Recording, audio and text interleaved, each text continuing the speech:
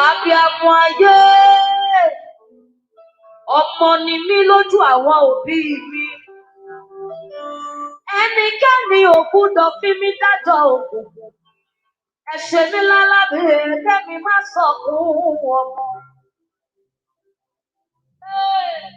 Abiyamọ ayé, abiyamọ ọ̀run. Ẹ ṣe mí lálábẹ́ kí má sọkún ọmọ. Èèwọ̀ ni, èèwọ̀ ni. Hey guys, hey. Àkúrú ìyà tí òbí ń jẹ lórí ọmọ. You're Wọ́n wá ní welcome. kírú òbí tó mọ ìbẹ̀rẹ̀ ọmọ kó máa sunkún lórí ọmọ. Hello guys, hello. Òbí pa Hi. ìbímọ I wish it was a much more happier one, but it's not today. nítorí ìgbà tó Good mọ evening, ṣàìsàn everyone. lọ́wọ́ òbí nínú ilé ẹni. You're welcome. Yeah, we're talking about that Àwọn ọmọ Jesus. yóò gbúdọ̀ lọ lásán. We're talking about that Jesus. Nínú Thank you àwọn very òbí much, tí òbí Silva. jèrè ọmọ àti sí àwọn Afia. ọmọ ìgbọ̀dọ̀ wá kúrò nínú wọn. Rita, hi. Good evening, game. You are welcome, Titilayo. Salam. New. I welcome every single one of you. So I suppose you've heard the news that Ada Jesus finally, she gave up the ghost. Eki, you're welcome, my darling. How are you? I welcome every single one of you. Neka, Kedu. Yeah, I'm sending you loads of hugs and kisses as well. Stella Power. Yeah, it's really, really sad. It's really, really sad. I wasn't even aware of it this afternoon. A friend of mine called me and she was calling me from Canada. And she said, she'll be on my sing. And I was like, I'm watching your video now where you were talking about that Jesus. When? 1 year, confirm. I was driving. I just parked my car and I decided to check online. And yeah, the news was right there and then that Ada has given up the ghost. Yeah. I'm actually dealing with a very big loss at the moment. So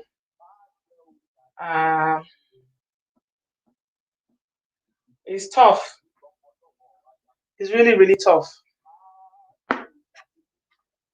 Loss is very, very tough, especially the loss of a very young person like that. We thought she was 23, but actually what I saw yet today, when I got home and I was checking, they said she's actually 22, 23. What's that? She's it's a very, very young life. And I know a lot of people will be sad. I went on to check. I wanted to see what people are going to be saying to Rita. What's her name? Rita Edoche. So I went to her Facebook. Yeah, she's 22. Stella. Yeah, that's what I heard. Hey, Mama, from California. You're welcome. Thanks for joining us. And apparently, she's celebrating the birthday of her son today. You see, life. She's celebrating her son's birthday today, and of course, people will troll her and say, "So you can celebrate your son when you prayed for someone else's child not to get up, and she actually didn't get up. She has died." So, because of the way the matter has gone, yeah, a lot of people are going to be affected. Yeah, condolences to her family. You like this song? Okay, I wanted to play it for a while. You need to understand Yoruba to hear what they are saying. It's actually very profound. It's like a prophetic ministration. Very, very, very powerful. I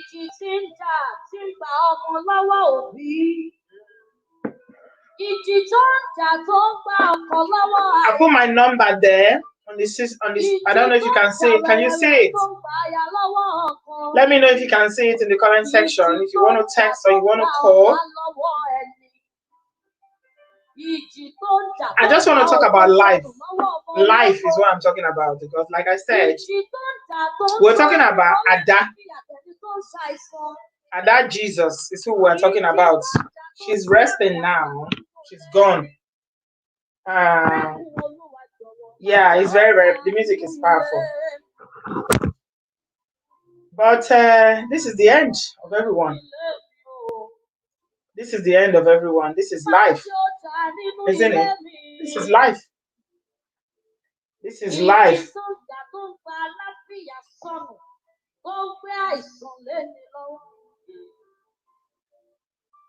Ìjì tó ń jà tó ń gba ẹsẹ̀ méjì lọ́wọ́ ẹni tó ń sọ ní dárọ́. Ìjì tó ń jà tó ń gba ẹwà sọnù lọ́wọ́ ẹni. Yeah, this is the end, isn't it? Whenever somebody dies, somebody I know or somebody that, is a member of my family, a friend, or somebody that I have any kind of connection to dies, death has a way of humbling us, isn't it? It humbles you. It makes you know about your mortality.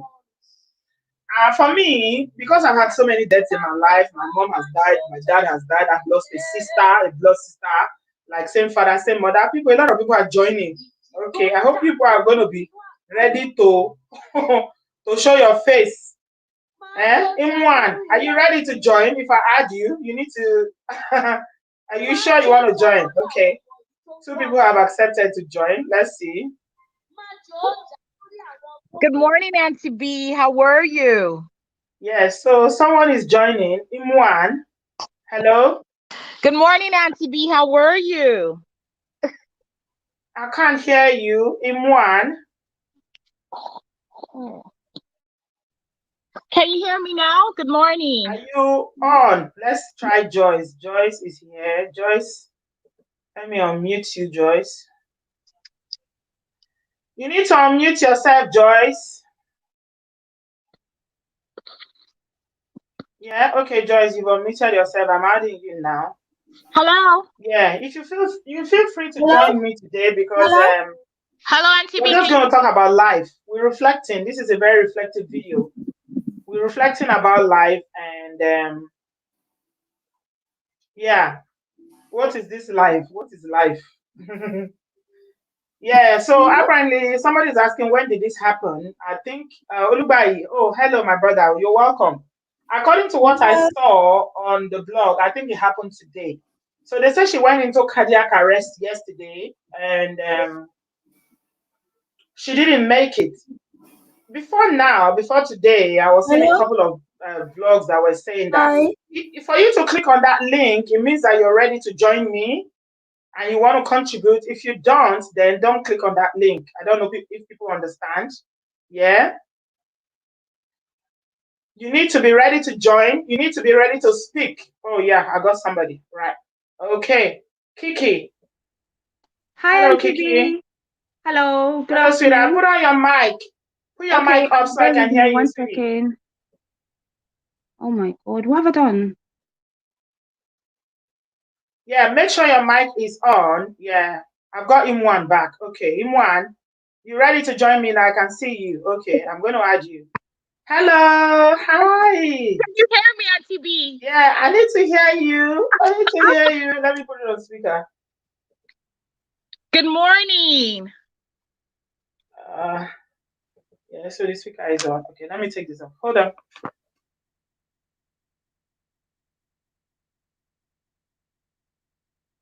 I can't hear you. Can you hear me now? Good morning from California. How are you? I can't hear you. No. Okay. So when I woke up this morning and I went through Instagram and I saw that she had passed away, I mean, it broke my heart because I was like, she was so young. And then I remembered the power of the tongue. And I just said, at the end of the day, we're all going to go 6 feet underground. That's just absolutely. We're all going to go 6 feet underground. But I want everybody to enjoy life. Let us enjoy what we're all meant to do in this world before we all leave. And it's sad that, I mean, now most people, you know, as Nigerians, oh, I want to check with Funga, so do you understand, TB? You understand? Yeah. It might have been her time. We will never know. Yeah. But right now, people are gonna be like, "Oh, look at what this woman did." My sister was telling me that she went to the lady's Instagram page, Yeah. the other lady, and she said people were just cursing her out, Oh cursing her, yes. and saying, "Oh, you see, your son too is gonna die for what you've done to this girl." I mean, Mm-hmm. I think at the end of the day, we all have to be careful with what we say. Yeah. All just have to be careful, and I really pray that her family, God will truly help them go through this trying time, because it's Yeah. not just losing a wife, they lost a daughter. Yeah. They She lost has a child as oh, well. She's got a child. I mean, those ones will never see their mom again. It's just sad. And I think when we look at it also in the medical field, I think also she didn't get medical attention on On time. time. On time. Yeah. Didn't On get time. medical attention on time. And I know, Yeah. if you have seen people go through kidney issues, it's not a joke. Yeah. Dialysis is not cheap, first of all. Getting Yeah. a kidney transplant is not cheap. Even for people in abroad, they're on a wait list. Then Yeah. talk about people back home in Nigeria, where you have to make sure you get the proper equipment to have dialysis, to even get a good hospital that can actually do the dialysis. So I really Yeah. pray that God will truly be with the family at this time. Amen. Amen. Thank you so much. Thank Thank you so you. much, Thank everyone. you. It's like Thank you just really echoed my thoughts. This is what I was reflecting on, because I said to my friend who rang me and told me about her passing, I said, you know what? I didn't want to sound, because our people have a very funny attitude or outlook towards life and death. So I didn't want to sound as if I am not wishing her well, but the British people will call it cautiously optimistic. Yes. That is how I felt when I first saw her. When I saw her on that altar, I was cautiously optimistic, because I knew that it has gotten from, how she presented. To I the could late tell stage. Yeah. it was very, very serious. Yeah. You can see by the swelling of her hands, her feet, and everything. She's become paralyzed. She couldn't speak. I knew that it was very dangerous where she was medically. And I Yeah. was saying, I said in one video that I did, because I did a couple of videos about her. And I recall saying, I don't think she will make it. But Yes. I said that. I said, I don't think that. I already knew, because I saw how she presented medically, that I'm not a medical person, but I can tell, because she said she's been battling with this illness since she was 20. So it wasn't something that just started. It didn't just start.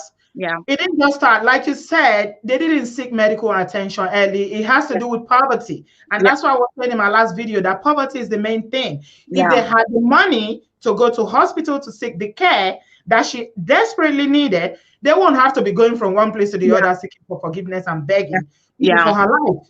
Yeah. But you see what? Whatever you and I say today, Tuan, I put it to you in Muan. Sorry. It's okay, Auntie B. Yeah, I put it to you that whatever you and I say, or whatever anybody who's going to contribute today say, it doesn't make any difference. Rita Udoche, she's dug a very big hole for herself now. I don't think she's coming out of that.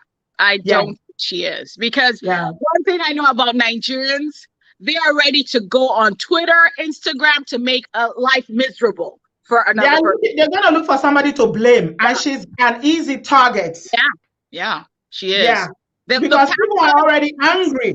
Yeah. People were so angry with that first video when she was saying you would not get up. And now where is she? And now she didn't get up. So yeah. It was really sad. Yeah. Thank you so much, my darling. It's very nice to meet you. I love watching you. I love watching you. Thank you so much. Yeah. I hope to see you again. I started this live streaming because I want it to be more engaging. So please come back again. Please make sure click the like button for TV. Click. We're 150 watching, so everybody click on the Thank you. Yeah, we got 343 people.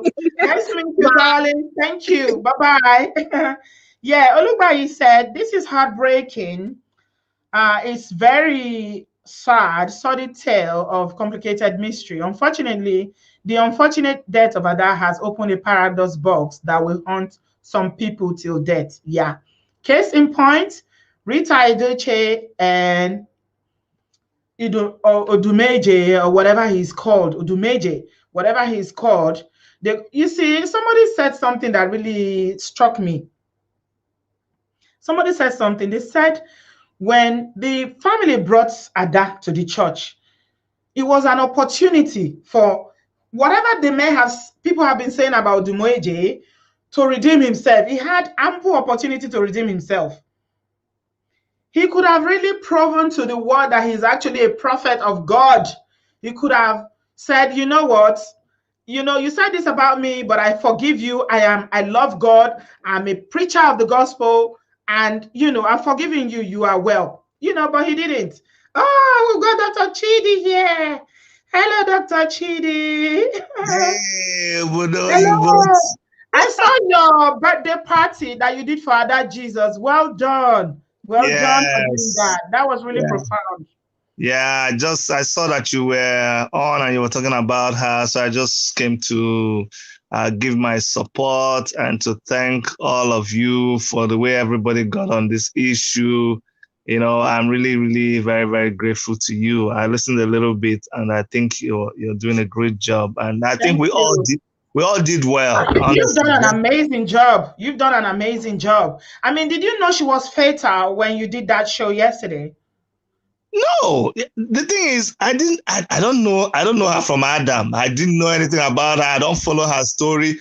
What got me pissed off was, like you were saying, how they would subject that girl to ridicule. And, it really pissed me off seeing her lying down in that church and them saying whether they're going to forgive her or not forgive, all that crap. That's what made me try to find. I said, this girl just needs help. That's all the spiritual nonsense is not what she needs.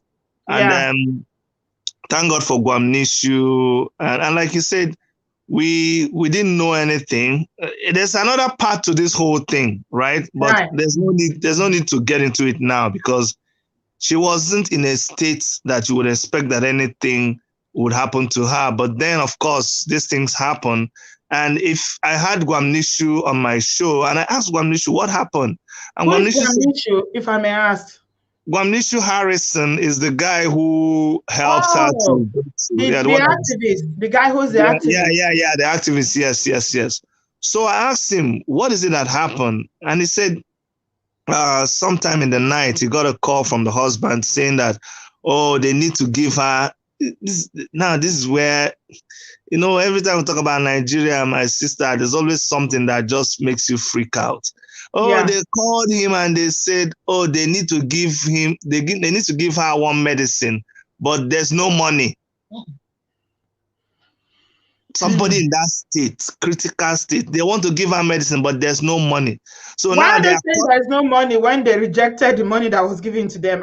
Because I did a video and I was saying that poverty is the reason, and somebody said that her family is not poor. But I don't know how you can that the family is not poor when this girl has not received any medical attention. She's not. No, trust me, Obodooyinbo TV, those are just people who are talking what they don't know. When you now we're talking about somebody who has kidney failure. It's not small money we're talking about. She has spent a whole lot of money. The video she did where she was apologizing to people, she was crying. She said, look, she started having this problem as I got to know long before she went into social media blogging. It's something she's been dealing with. She's been going through blood diffusion, transfusion. She said she spent millions on that. Actually, she went into blogging as a way of just keeping herself happy. Yeah, she said that. She said that. She said the live video she was doing on Facebook was just to make herself happy because she's very depressed because of her medical issues. Yeah. So when you heard them saying, they need to give her medicine, there was no money, and then Guamnishu transferred the money, and then they got the money, and they gave her the injection, and then a few hours later, I don't know, maybe she went into seizure or whatever. Yeah, they said that she had a cardiac arrest. That's what the says, that she had a cardiac arrest. They probably didn't give her the medicine. Like, this is what I know from seeing her. I'm not a doctor, but I could tell when she went to that church or whatever that place is, that she was advanced in terms of her illness. It was really advanced. And that was a time, at that point is when someone is in an ambulance, in IC unit. ICU, yeah. That's where she should be. Like, And then you every second. She was already emergency at that point. Exactly. She was emergency. Yeah. Exactly. And you keep on the ground and you're still talking about forgiving, not forgiving, apologize. Bull crap. Who cares? Yeah. Yeah. Anyway, now I hope now all the even with the Duce and all, I hope now they should carry her body and take to them now. Yeah, so let them they'll rest now. They'll rest now. I don't know how Rita Duce is going to sleep. I don't know how she will have a good sound sleep being a mother of 4. She's a mother of 4. Ada can be her grandchild. I mean, Ada is only 22 years old. She can be my child even. That's how young she is. She's very young. How can you go to sleep knowing that this girl, you had an opportunity, even if she was not responsible, let's say it was medical, being a Christian thing to do, being a human thing to do. Let's forget about religion for a minute. As a human being, that somebody hurt you, somebody offended you, whatever that she did. She said, I'm sorry. And she was dancing on the floor. And you still looked at her and said, you will never get up from there. Can I tell you something? Just to show you how I didn't know much about Ada. Today was my first day. It was Erica that showed me that. Today was my first day of seeing that video where she was apologizing. And I was like, wow, this was done in February. So she already, what else did they want? She already apologized way back in February. And months later, you were still holding her to it and saying she will not Imam Patanija, like your God. Okay, even the so-called acceptance, she was like, oh, I've been getting a lot of calls. I've been getting calls from a lot of people, and I've thought about it. And then she said, I've forgiven her, but anytime you put but after forgiveness, that means you're still playing God. It's not forgiveness. But you know what? Yeah. This is why I know, Dr. Chidi, before you go, I got Kiki here who wants to contribute. Nobody owns our life. Only God owns our life. Yes. Yeah. Sure. Nobody. Sure. And you know what? Life is so transient. It's here today and go to when you sleep tonight, you don't know if you're gonna wake up tomorrow morning. No, nobody guarantees that has the power that can wake us up from that sleep. So Rita doesn't have that power. Udumeje does not have that. Nobody has that power. Because they will sleep one day and they will not wake up. So let's not just glorify people over nothing because they don't have that power. It's only God Almighty. Thank you so much, Dr. Chidi. It's lovely to see you. Yes, man. Good work you're doing. Thank you. You guys know Dr. Chidi, Worship Media. Make sure you subscribe to his channel. He's doing an amazing job. All you Biafra in the house, I hope you're following him. This man is fighting for your freedom. He's putting himself every day fighting. Thank you so much. My love to your lovely wife. Okay, bye-bye. Kiki, bye-bye too. Bye. Bye now. Bye. Yeah, bye.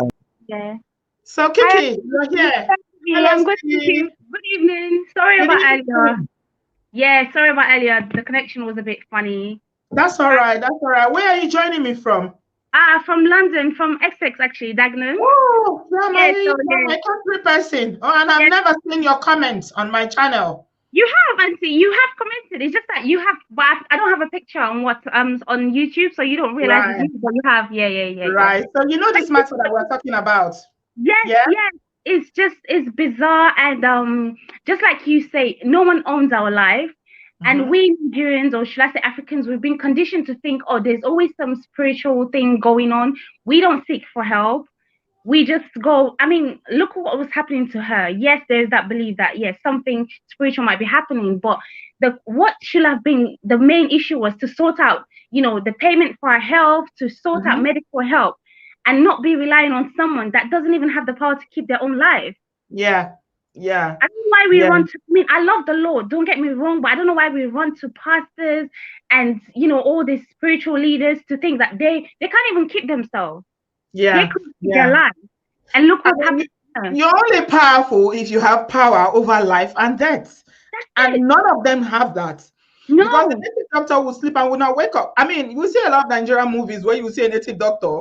I mean, it's a movie, but it happens in real life where someone will go to a native doctor, a herbalist or whatever, and go and do some whatever. And when they come back, they say, oh, Baba Tiku, Baba is dead. So Baba can die. How can Baba die? Baba is the one that is giving he's the one giving people what they need or whatever they think they need. So that's to tell you, yeah. Yes. It's just sad, and look at how she passed. I literally just got home, and I went on YouTube and I saw that. I thought, oh my God, this girl is dead for real. Yeah, it's sad. It's really sad. You know what? Like I said to Dr. Chidi there, I knew she wasn't gonna make it. I knew. You know the reason why I know? Because I saw her. I saw the picture when they took her to the church. When I saw her, I saw that her situation was quite down. At that point, like Dr. Chidi said, yeah, Oscar, we can't see you. You're here, but I can't see you. Okay, I'm gonna come to you in a minute, Oscar. I can see you. But I thought that by that stage, she should have been on advanced treatment already because her situation was so bad. But it didn't happen. It didn't happen. Hold on. Let's take a call. I think someone is trying to call in. Hold on, my dear. No problem. Okay.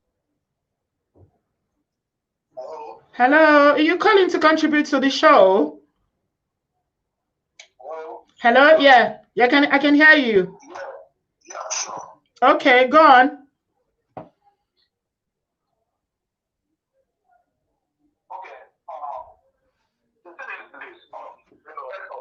Young girl made me to reflect on the life, and made me to reflect on so many whereby we always take spoken words. Spoken words, yeah. Yeah, somebody has said something about spoken words. Yeah, go on. Yeah, me, I'm not in support of what she did or how she spoke to Beje and a lot of other people, not even her fan. Yeah. But what got me interested in her situation, in her case, is this: for lady like that to talk to people in a recalcitrant manner. Today she's now seen as a god. You understand? But she apologized. To her is human, isn't it? Hold on. Let's put it. Let's take a religion into it. As a Christian, you don't owe her anything but to forgive her. Yes. Okay. Because in the Bible, that Bible says when they asked Jesus, how many times will someone offend you? And he said 70 times 7. Yes. So I see no reason why. I see no reason why there should be any grudges in the first place. Do you understand? This should be an opportunity for those people involved to showcase the love they have for humanity. Do you understand? Yeah. The reason I do here, I'm a very big fan of hers. Until just I felt inside my mom. I felt bad. So what do you have to say to Rita now? If you had an opportunity to say something to her, what would you say? If you had an opportunity to speak to Rita, you say you're a big fan of Rita. If you had an opportunity to speak to her now, what would you say?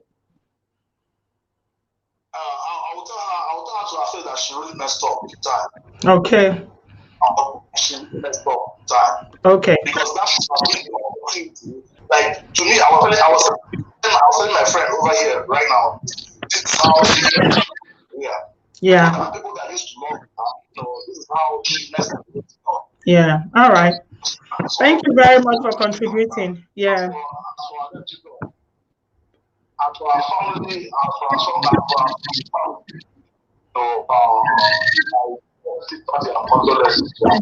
Yeah. May I so rest in peace.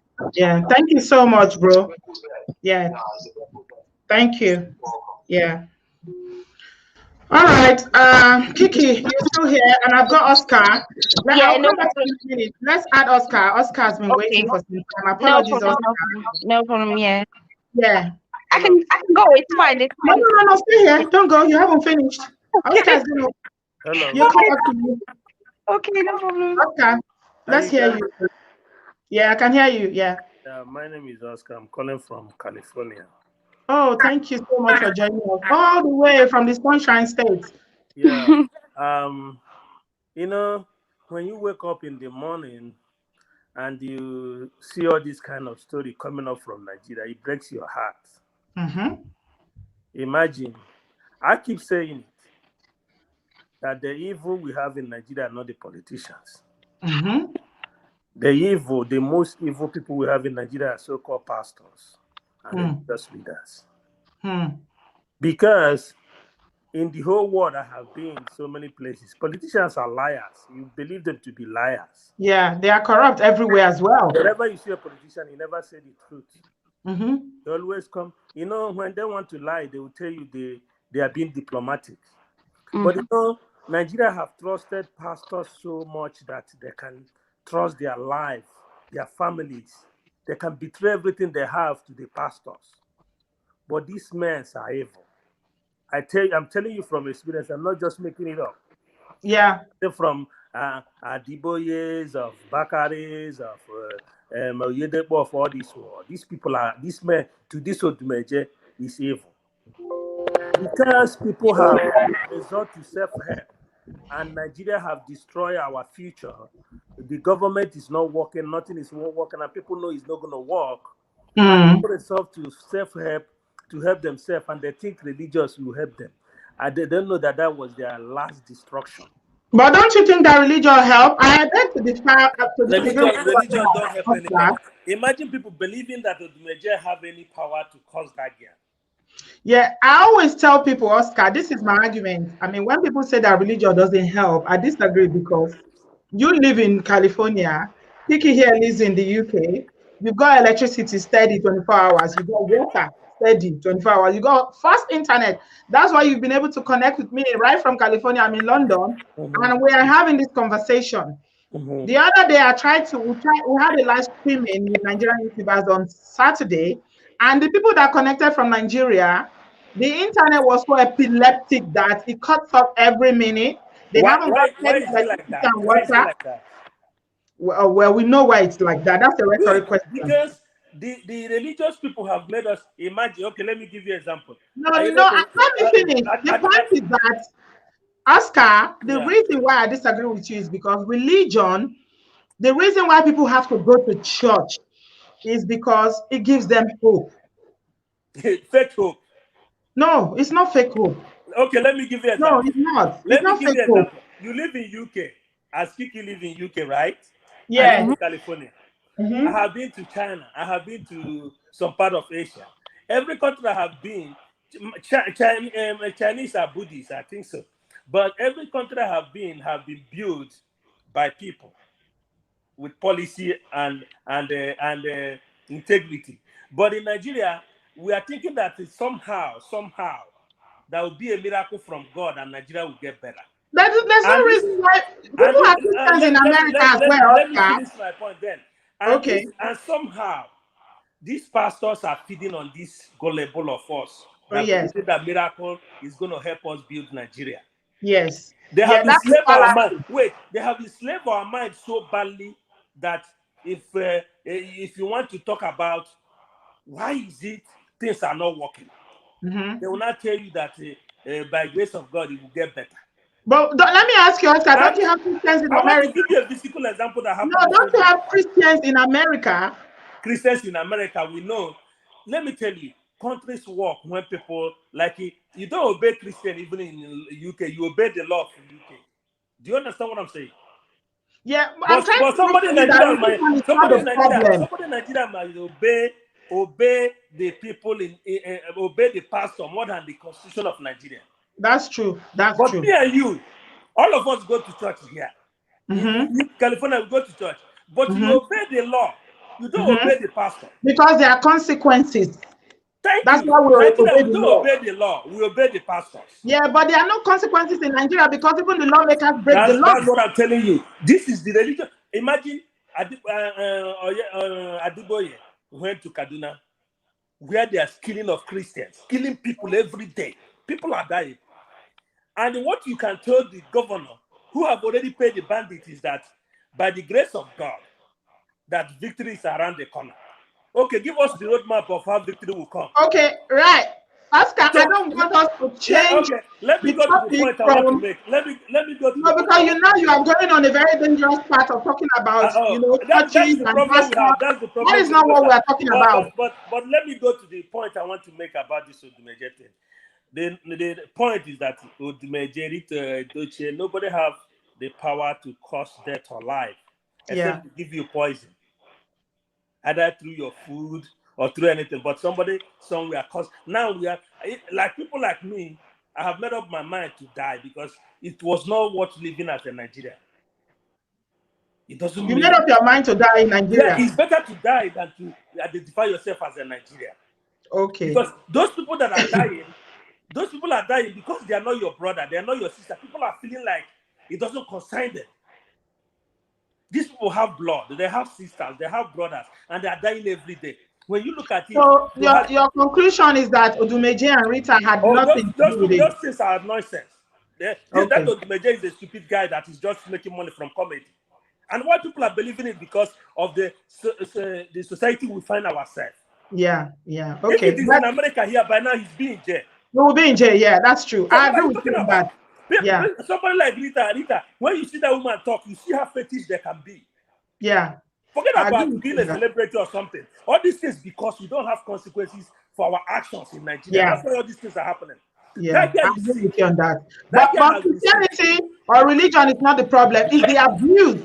The abuse. My sister, religion is a big problem. No, I disagree. I'm going to tell you. Maybe you're a religious person. Thank you very much. It's the abuse. First of all, I like your program. I listen to your program. Thank you but what I'm telling you that by the time we start condemning our life to tell the truth, because some of us don't want to die even. Yeah. So much love life that Christianity tell us we are going to celebrate in heaven. But now die and go to heaven, you will not agree to die. So people keep saying about. I have to let you go because I've got other people to contribute. Thank you so much. Thank you so much. Thank you for joining me. Yeah, I'll see you again some other time. Thank you. All right, Kiki, you want to talk? You want to address what he said? He's saying that religion is the problem in Nigeria. What do you have to say to that? Not at all, Auntie B. I grew up in Nigeria. I came here when I was 14 and I'm now 33. Religion is not the problem. I'm a Christian. I love the Lord and everything. I think in Africa as a whole and in Nigeria, it's our conditioning, it's our mindset. Yeah. It's not a problem. I come from a long line of preachers, so I kind of know, as a pastor's kid, I go to church. When I see some fake and some wayo things happening, I'm sure for us Nigerians, we know what wayo is. I can sort of know. So the thing is, this is not about religion. We can't blame Christianity or Islam. We can't blame any faith. Yeah. If religion was practiced in its pure form, then it wouldn't be. That's why I asked Oscar that question. Don't we have Christians in America? Don't we have Christians in the UK? When you abuse anything, let me tell you something, Kiki, and every one of you watching, my people, I bless you, I love you, When anything, you see, I've got this speaker here, right? It's a speaker, it's for music, it's for me to play my music and listen to it, But if I don't know what this is for, and I think it's a cup, and I open it, whether it opens or not, I force it open, I pour water in it, and I begin to drink, I have abused it because I do not know what it is made for. That is abuse. So do I blame the person that manufactured this speaker for not manufacturing it properly if that happens? No, I don't. No. When you abuse, when they say that the saying is that when you don't know the function or when you don't know what something is meant for, abuse is imminent. So that's why I disagreed and I said that it's not. There are people religion is done very wrongly in Africa, but it's not the fault of the religion. It's the fault of the people that are interpreting it. Is the pastors that get exasperated trying to explain this. And we too are lazy. Sorry, Auntie. We're lazy to read the Bible for ourselves, to read the scriptures for ourselves. We're not enlightened enough, and we're lazy to look after ourselves. How many of us in Nigeria? Because we don't like to seek knowledge. We like knowledge handed over to us. We are lazy mentally. Checkups and stuff. You talk to your relatives back home. Nobody is really going for checkup. We wait to the last minute. Yeah. Here in the UK, I don't know about other countries. We go small thing. Let something be on my skin. I'm just let me tell you something, Kiki, before I let you go, because I've got an auntie here waiting and some callers coming on social media on my WhatsApp. I'll tell you something before you go. I recently lost a very dear person to me. Those who follow me on Instagram would know. He's an uncle of mine that I love deeply. I love him so much. And it hurts. It really hurts because we didn't even know he was sick. They just called us from nowhere. They just called us and said he's dead. He lives in Nigeria. He's worked for 35 years in the Federal Civil Service. He retired 2 years ago. He's only 62 years old. Now, why did he die? He died because they did not diagnose that he's got cancer. He had cancer, and by the time the children took him to America to go and check him to see what's wrong because he was coughing, and the so-called national hospital in Abuja would not diagnose him. This is meant to be the biggest hospital in Nigeria, and they couldn't even diagnose him. No wonder Buhari comes to London all the time because he knows they will kill him quick in Nigeria. My uncle went to America 2 weeks. He got to America, they diagnosed him. 2 weeks later, he died. He's got pancreas cancer. He was advanced. Advanced stage. Advanced stage. And then he died. Oh, Auntie, I'm so sorry. This is Nigeria for you. Nothing works. Nothing works. Nothing. So, yeah, I'm a Christian and I believe in God Almighty. I believe in Jesus Christ. And I don't think that religion is necessarily the problem. It's the interpretation. What you have done to it. Africa, whatever African touch in Nigeria, whatever Nigeria touches, they will bastardize it. Yes. They will spoil it. They will tear it. Okay, look at social media, for example. Social media was here. Big Brother was here. Thinking, how long have they been doing Big Brother in the UK? They do Big Brother, they do Celebrity Big Brother. It got to Nigeria, it became like another thing. Like we've never seen Big Brother before. Now Big Brother is like, oh, Big Brother. I'm like, is it the same Big Brother? No, nobody knows anybody that does Big Brother. Everyone from school days, what are they talking about Big Brother? Like, you know, come and tell me. It's like someone said, are you kidding? Is this Big Brother? No, Nigeria embrace Big Brother as if their life depends on it. It depends on it. Money making. So thank you, my darling, for joining me. I appreciate you. I love you. I love you. May the Lord comfort you and your family. Sorry to hear Thank you so much. Yeah. Oh, thank you. I'm gonna come back to you. Let me take this auntie's call. She's been waiting on WhatsApp, please. Yeah. I'll come back to you in a minute. Yeah. Bye, Auntie. Hello, Auntie. Yeah. Bye, sweetie. Bye. Yeah, I'm with you now, Auntie. Hello. Yeah, I'm with you now. Hello. Can you hear me?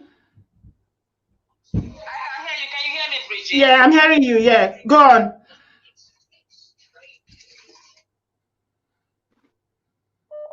Your phone is muted. Your phone is muted. Unmute your phone, please. Hello? Oh my God, we can't hear her. She's been waiting. Hello? Auntie? Can you hear me? I can't hear her. Sorry. Okay.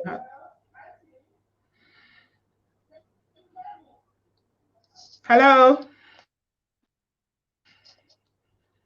Yeah. Hello, good evening. Good evening. Yeah. Who do we have here?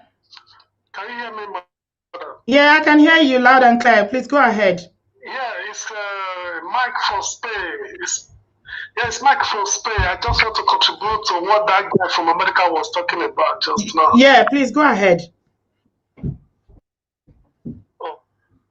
Okay, you see, you are the one who hosts everyone here. We are listening to you, and I appreciate that a lot. So, madam, the truth is that women, just like you have said something that you don't think the pastors are part of the problem, or they are problem. They are the problem, and the other girl, the other lady or sister who just kick you also like supporting you. That no, we didn't say pastors are not the problem. We said religion is not the problem. There's a difference. Yeah, it's the interpretation of the religion. Yeah. Okay, let me correct myself a little bit. The truth is that Nigeria, as a religion, especially the Christians, yes, like we live in UK, the other guy live in America, we live in this side of Europe. We understand that everything goes the way the government want this system to be going. Right. Pastors, not the religion. Yeah. But in Africa, we believe in these people who are called religious leaders. Yeah. And they are not helping the people to stand with the truth, but Yeah. to see the things the way government should want, the way government want people to see things like this. But as a matter of fact, we are men, I'm a man.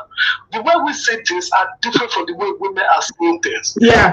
Most Nigerian pastors, Yeah. people call them men of God. Yeah. They are the opposite people. Yeah. They are the opposite men of God. They are not men of God by Yeah. the West. Okay. When you look at what these people are doing, that is not representative of God in Yeah. their life. Yeah. We are so clear that these people, government they are doing their own in a very bad way. While the religious leaders who are supposed to be for the people are against the people. Yeah. Directly. Yeah. They are against the people. Yeah. So we're saying the same thing. So far, if actually the religious leaders are actually helping the people in Nigeria, I don't think things would be as bad as it is today. Yeah, I agree. We are saying the same thing. Yeah. It's the leaders are the ones that are misleading the people. That's what we're saying. So I agree with you. I agree with you. We need to wake up. Especially look at Odumeje. People still keep calling this man a man of God. What do you see? He's representing who he is. There's nothing like a man of God in this people. Yeah. And many of them are there, but as many as they are, we are going to call them they are. That they can't do nothing. Yeah. They can't do nothing. Look at where we are in abroad. You see how everything is working. Yeah. The system is okay. Yeah. There's nothing like religion. But look at Nigeria that have that is like religious everywhere, but there is darkness, no water. No water. Yeah, it's really, really bad. And religion cannot fix that. Yeah, unfortunately, religion cannot fix that. But the people are so hopeless that they go to religion to comfort them. That's what happens. It's true. Hope. That is what that brother said. Yeah, no, they have to have the hope. If they don't have hope, they are going to die. You can't tell people, you can't take the hope away from them. No, you cannot take hope. Hope is the only thing some people have. You can't take it away. Yeah. If they do the right thing, that hope will be covered. Yeah, okay. We hope they do the right thing. Thank you so much, my brother. I'm going to take this call now. Thank you so much. Nigeria has been hoping of God, hoping till these days with zero, it's negative. Yeah, I agree. Yeah. We need to trust. We need to trust. We need to start doing the right thing. Thank you so much. Thank you. Yes, of course. We need to start doing the right things and see these people the way they are. Yeah. They are not men of God. They preach to people just to deceive them. Look at Nigerian pastors everywhere. With what do they use? With private jets here and there. It's terrible. It's terrible. We work like as if a commission. We are so confused about all these cockaboo things they do in Nigeria. Thank you so much, my brother. Let me take another call. Thank you so much. I appreciate you. Have a good evening, bro. Yeah, yeah. All right. I hope I got my auntie back. Yeah, she's here. Hello, Bridget. Hello, see, auntie. How are you? I'm all right. Can you hear me now? I'm hearing you, but you keep looking the other way. I want to see your eyes. Look at me. Yeah. I can hear you now. Good to be on your show. Thank you so much for calling. How are you? On your show. You know what? Yeah. Okay. Okay. I relocated here from 5 years ago. I used to have a friend, and he used to tell me when I was in Nigeria when my business was going crazy. He used to tell me, Nigeria will need that. I used to curse him like, oh, because you are abroad, Nigeria will need that. You come here. But you know, when I got here, I started picking some spaces in what you used to say. Nigeria has got a very long way to go. Nigeria will kill your dreams. Nigeria will kill your business. Nigeria will kill your dreams. Nigeria will kill your innovations. If I got to a point when Buhari came into power, it was like, just excuse me, go away from this country. Nothing was working for me. Then I had to relocate down here. Oh. But where I'm going is, Odumeje is not responsible. Arita is not responsible for others Jesus' death. Okay. I don't know any of them. But I did my own spiritual research. Right. Odumeje has okay. She has only killed herself. Yeah. So nobody can take life. Only God gives life. It's just coincidence, just a mere coincidence. Yeah, yeah. None of them. Yeah. I've been to churches whereby I'll just walk away away in the middle of a service, in the middle of sermon, because when they're not making sense to me, I just walk away. Like, why do you keep hearing the same thing all over again? Yeah. You will receive a miracle tomorrow. God will bless you tomorrow, and you have no job. You are jobless. You're hungry. So nobody has sense. All of you are just thinking the same direction. Nobody has sense. I walked away in so many sermons, like, what are they saying? The same thing you said last week, you are repeating this week. Now, a pastor in Nigeria just built a 100,000 capacity hall. And I was just saying to myself, how I wish this was a party. Yeah, all they build is churches. That's all they build. Churches, cathedrals upon cathedrals upon cathedrals. From Monday morning, and they don't finish counting offerings until Friday. Yeah.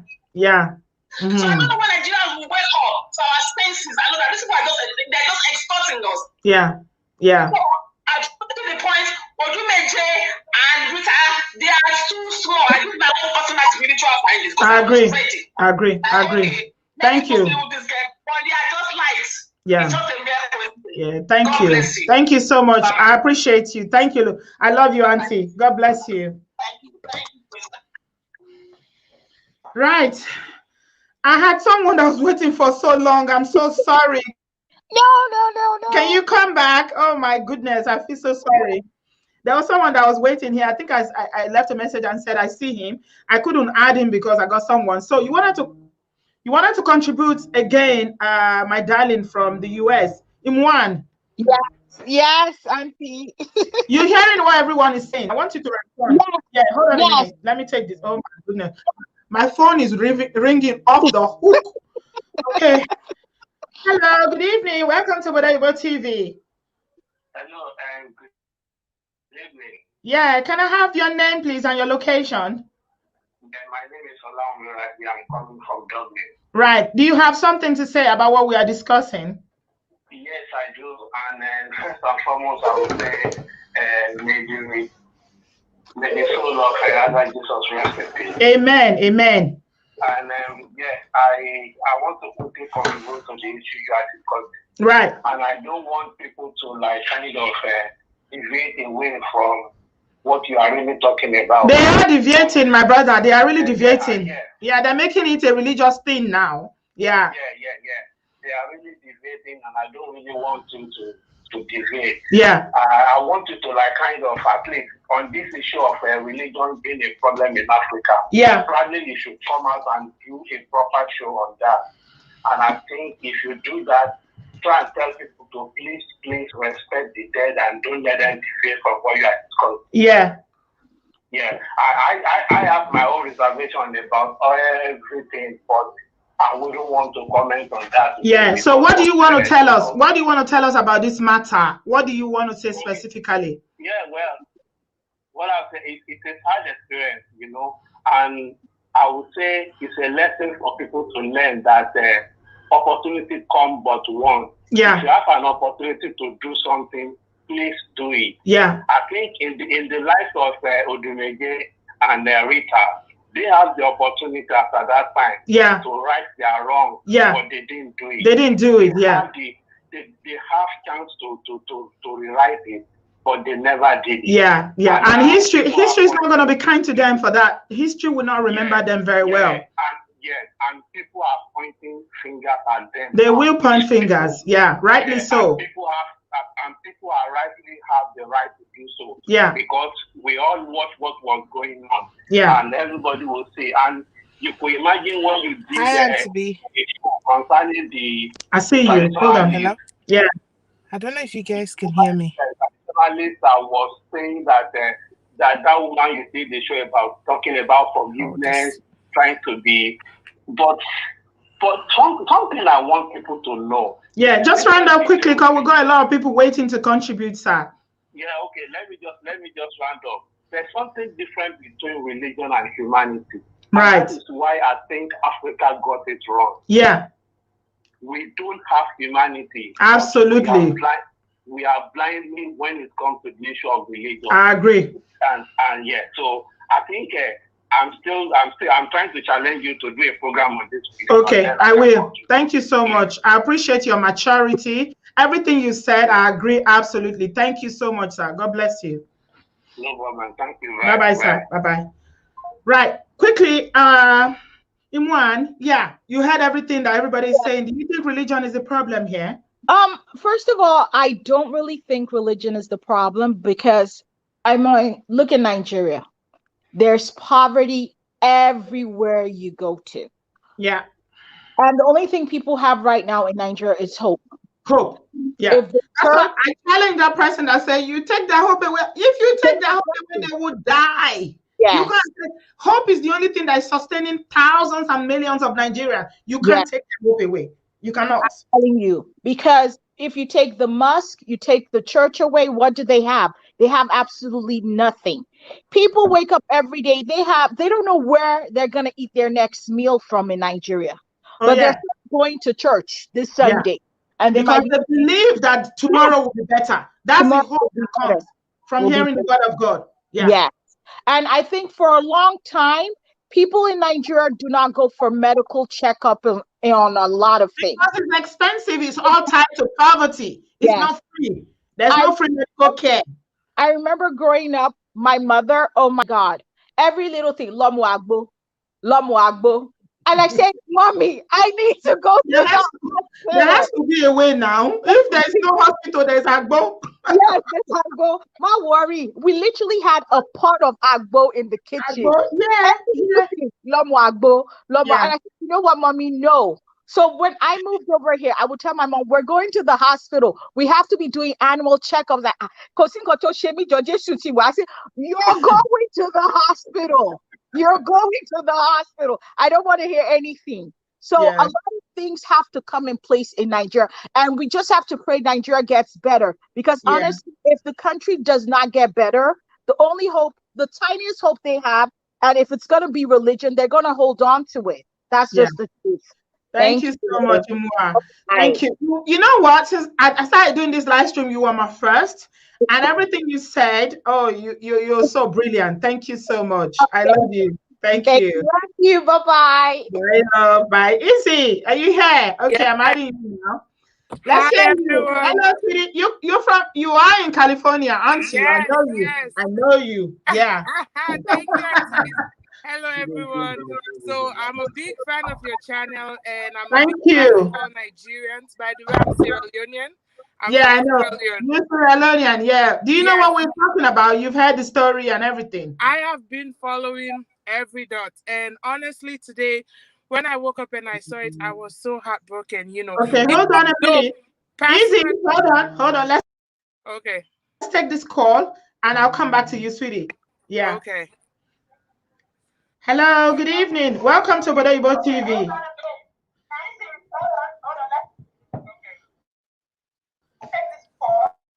I think you're watching me from another device. You need to mute that, please.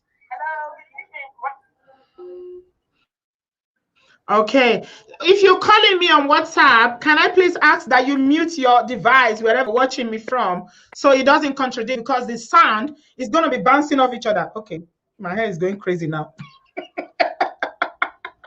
My hair is going crazy now. Yeah, so can I just ask that you mute whatever devices that you're using so you can hear me? Yeah, let's go on. I lost her. Let's go on, Easy. Yeah, so my own 2 cents. Right, so you've been following the story. And yes, I follow a lot of Nigerian stories. Honestly, I think I know a lot more now about Nigeria than even my own country, because I'm Nigeria, that you know about and everything. And but yeah, so the 2 aspects I want to come for here is this: the aspect of religion and the aspect of medical issue. It's not just Nigeria; it's African problem right now. People just take everything on that is something that is so simple that medicine can fix. They just spiritualize it.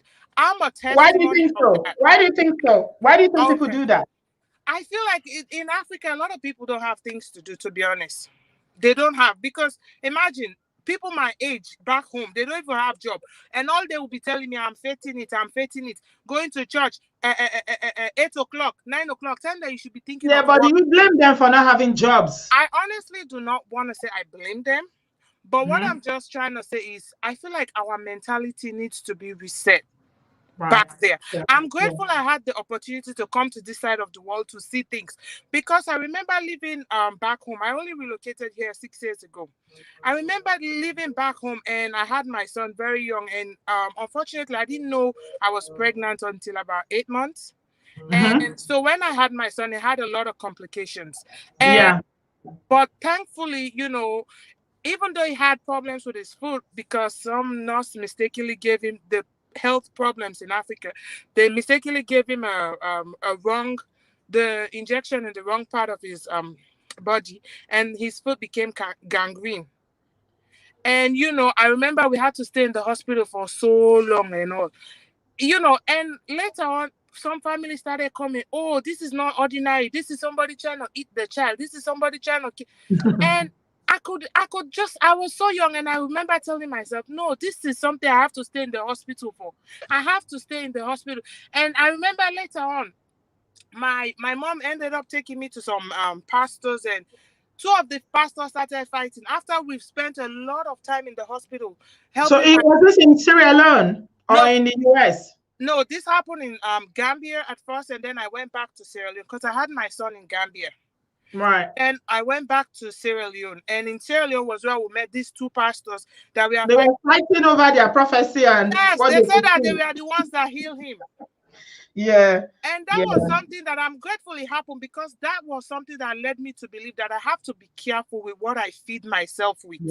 With the places I go, the teachings I listen to. Yeah, easy. Do you know what the Bible says? The Bible says that you shall know the truth. Exactly. And the truth will make you free. Exactly. The truth, and it's not the truth that somebody gives you, it's the truth that you know by yourself, that you study. The Bible is available for everybody. Study it and know the truth. And that's a problem back home. People don't like to read the Bible. We just No, listen to they this don't like to read nothing. Black people, you know what? They say that if you want to hide something from black people, put it in a book.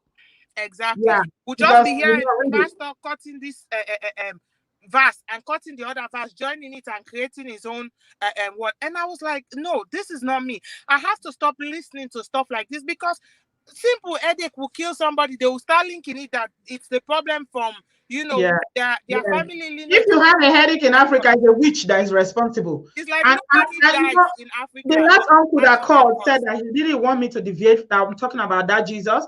I'm pulling it back to Ada Jesus. Ada Jesus has been ill for 2 years. Yeah, she's been ill, and because this is what they hear, going back to what you say about, you know, the prophecies and whatever they've been told, go and beg the people you offended. So rather than seeking medical intervention, or we can blame it on poverty, like Dr. Chidi, one of the contributors here, who is also a very influential YouTuber here, said that it's got something to do with poverty.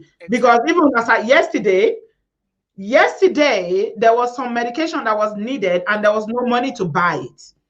There was no money to buy it. Yeah. That's the part I asked myself, because living in the abroad, you know, sometimes you don't even need to have money to go to hospital and you get the treatment. But in Africa, if you don't have money, just consider yourself there. Let me tell you something easy. I don't know if this happened in Sierra Leone. In Nigeria, if you are dying, let's say you have an accident and you are dying and you don't have money for treatment in a private hospital, they will allow you to die. That's the thing. The medical system in Africa is so bad. Maybe Nigeria has a little bit, you know, if you have money, you will have the treatment. In Sierra Leone, you will have money and will still die. You will have the money and it's so painful, you know, things that are so common here that, you know, people look at me, for example. This one is a very good example. If you look at my neck, I have a scar here that I had a surgery done. I remember it was my thyroid was enlarged, the left side, so they had to remove it when I came here. There was this pastor in Africa that told me I have witch stone in my neck. Oh, we can go on and on easy, but I'm going to allow other people to contribute. But you know what? The worst part is somebody has just texted me. I've got so many texts. And somebody has just texted me and said I shouldn't deviate. We shouldn't talk about Odumeje or pastor. Okay, let me just give my last advice. Please, my people, please. Let us learn to know that there are medical things and there are spiritual things. I know you people want to be in spirituality. It's okay. Bless you. There are medical things please go and to there are spiritual hospital. things. Yes, go to the hospital. The hospital is not your enemy. You can get well. science is advancing, medical treatments are improving every day. Please, my people, go to hospital. Don't sit home and say this person is doing me and that person is doing me. That's all I wanted to say. Thank you so much. Yeah. Thank you, darling. I love you. Thank you for joining me. Bye-bye, sweetie. Bye. Bye. Right. Thank you so much, everyone that's contributed. We've done an hour. I can't believe how time flies, but I've really enjoyed it, and I'm still going to carry on for a bit. I'm so sorry for everyone that's been trying to call that couldn't get in. My WhatsApp is jammed, but if you call in now, you will get through. And I'm grateful to all the people that have contributed. Sorry, I'm just, my hair is making me mad because the way it's just scattered. So I am really blessed with all the contributors, especially the last uncle and auntie that phoned me. I mean, everybody that has contributed has said something or the other. I might not agree with you, but I take on board whatever you say regarding, what this religion has turned people to in Africa. My brother there, Oscar, in the US, in California, said that people don't need to have hope. And he blames it on religion, why people are so deceived, that he's saying that they are brainwashed and everything. Do you know what? I don't take anything away from what you guys are saying. But my point is, I don't want to blame religion. I don't want to because although a lot of all these people that come out to say they are representing a certain religion, not even Christianity alone, are misrepresenting it, they are not really doing the right thing. They are not telling people the truth. They are lying. But those people that sleep in churches that you see that sleep in churches, call me if you want to call or text. I've got a few texts today regarding this, and somebody is saying that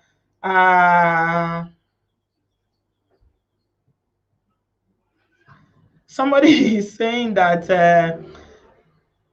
I should find a way to keep the audience focused. Yeah, that's what somebody is saying here, and I've got a few missed calls. So if you want to call now, it's free to call. The reason why people go to church is because they need it. They need church. They need religion in their life. And somebody in the US text and said the problem with Nigeria is accountability. It has to start from our homes. God has given us life. We are responsible for our lives. People are using religion as an easy way out of our failures as mothers, fathers, sons, daughters, and so on. So people, these are the person that is contributing now is saying that people are using religion to escape as an escapism. Yeah, people are really using religion to escape. Do you think that people are using religion to escape from real life issues? They don't want to deal with it. For instance, the issues of infrastructures, because remember we're talking about that Jesus, and infrastructures in Nigeria is a big part of what we're talking about. Hospitals. Buhari just left Nigeria. Buhari just left Nigeria because he, as the president of a country as big as Nigeria, does not even trust the medical system to provide him the adequate medical care that he needs. So he has to come and hide somewhere in London to get treatment. And a lot of people were on the street demonstrating and saying, go back home. Go to the hospitals that you built. Why are you here? It's other people that built this hospital that you are coming to use. You go back home and build those hospitals. Where is the money from all the oil that you people have exploited? You've taken from the Niger Delta. Where is all the loot? Abacha's loot. Where is all the loot? Ibori's loot. Where? We can go on and on and on talking about the loot. Okay, I got a caller. Hello, good evening. Welcome to Obodooyinbo TV. Oh, we lost that person. Angela, hello. Thank you very much for your super sticker. I appreciate that. I really love you. And I've got JD on the line. Okay, let's add JD. JD's got something to say. Hello, JD. Hey, how you doing? I'm good. How you doing? I'm all right. Can you hold on? Let's just take this call for a few minutes, please. Sure. Hello, good evening. To share a personal story because I'm watching your live show. Thank you very much. Okay. Now this is a special something that happened to me. Right. Last year, August 2020, I had a dream, and I was in a house, but under under the sea. And I was trying to swim out, and I went through what looks like a window, and eventually I was in the middle, like inside in the middle of the sea, which means I wasn't breathing. Yeah. So I was able to swim, and I swam out, and I came out, and I just like gasped for breath, and I woke up, and something tells me sleep apnea. Sleep apnea. Yeah. So that morning, in the morning, I called my personal physician and I said, I need to come see you. So she gave me an appointment. I went in and I told her, this is the dream that I have. Yeah. And I believe I may have sleep apnea because when I was under the water in my dream, you couldn't breathe. That I wasn't breathing in life. Yeah. Okay. So I told her the story. I said, okay, I will. She refer me to a pulmonary doctor. Yeah. The ones that monitored. Okay. So I went to him, non-Nigerian. They're non-Nigerian. They asked me, what makes you feel like you have this thing? And they asked me all the questions. I could only answer maybe one or two questions, yes.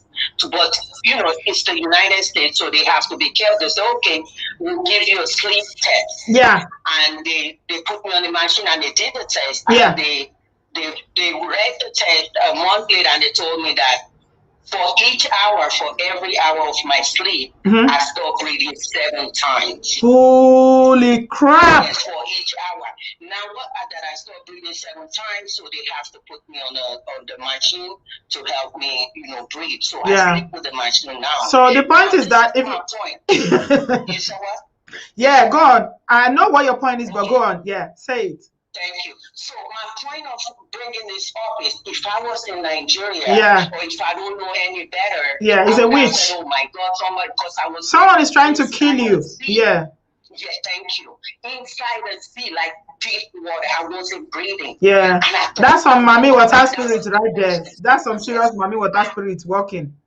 Thank you. I would have been an Obanje and all that. Yeah. But thank God I just followed my history. I went to the doctor, and I'm sure a part of them was skeptical because I couldn't answer yes to most of the questions that would have determined that I had it. But they still went ahead. They did the test, and you got it, and you got the treatment. Yeah.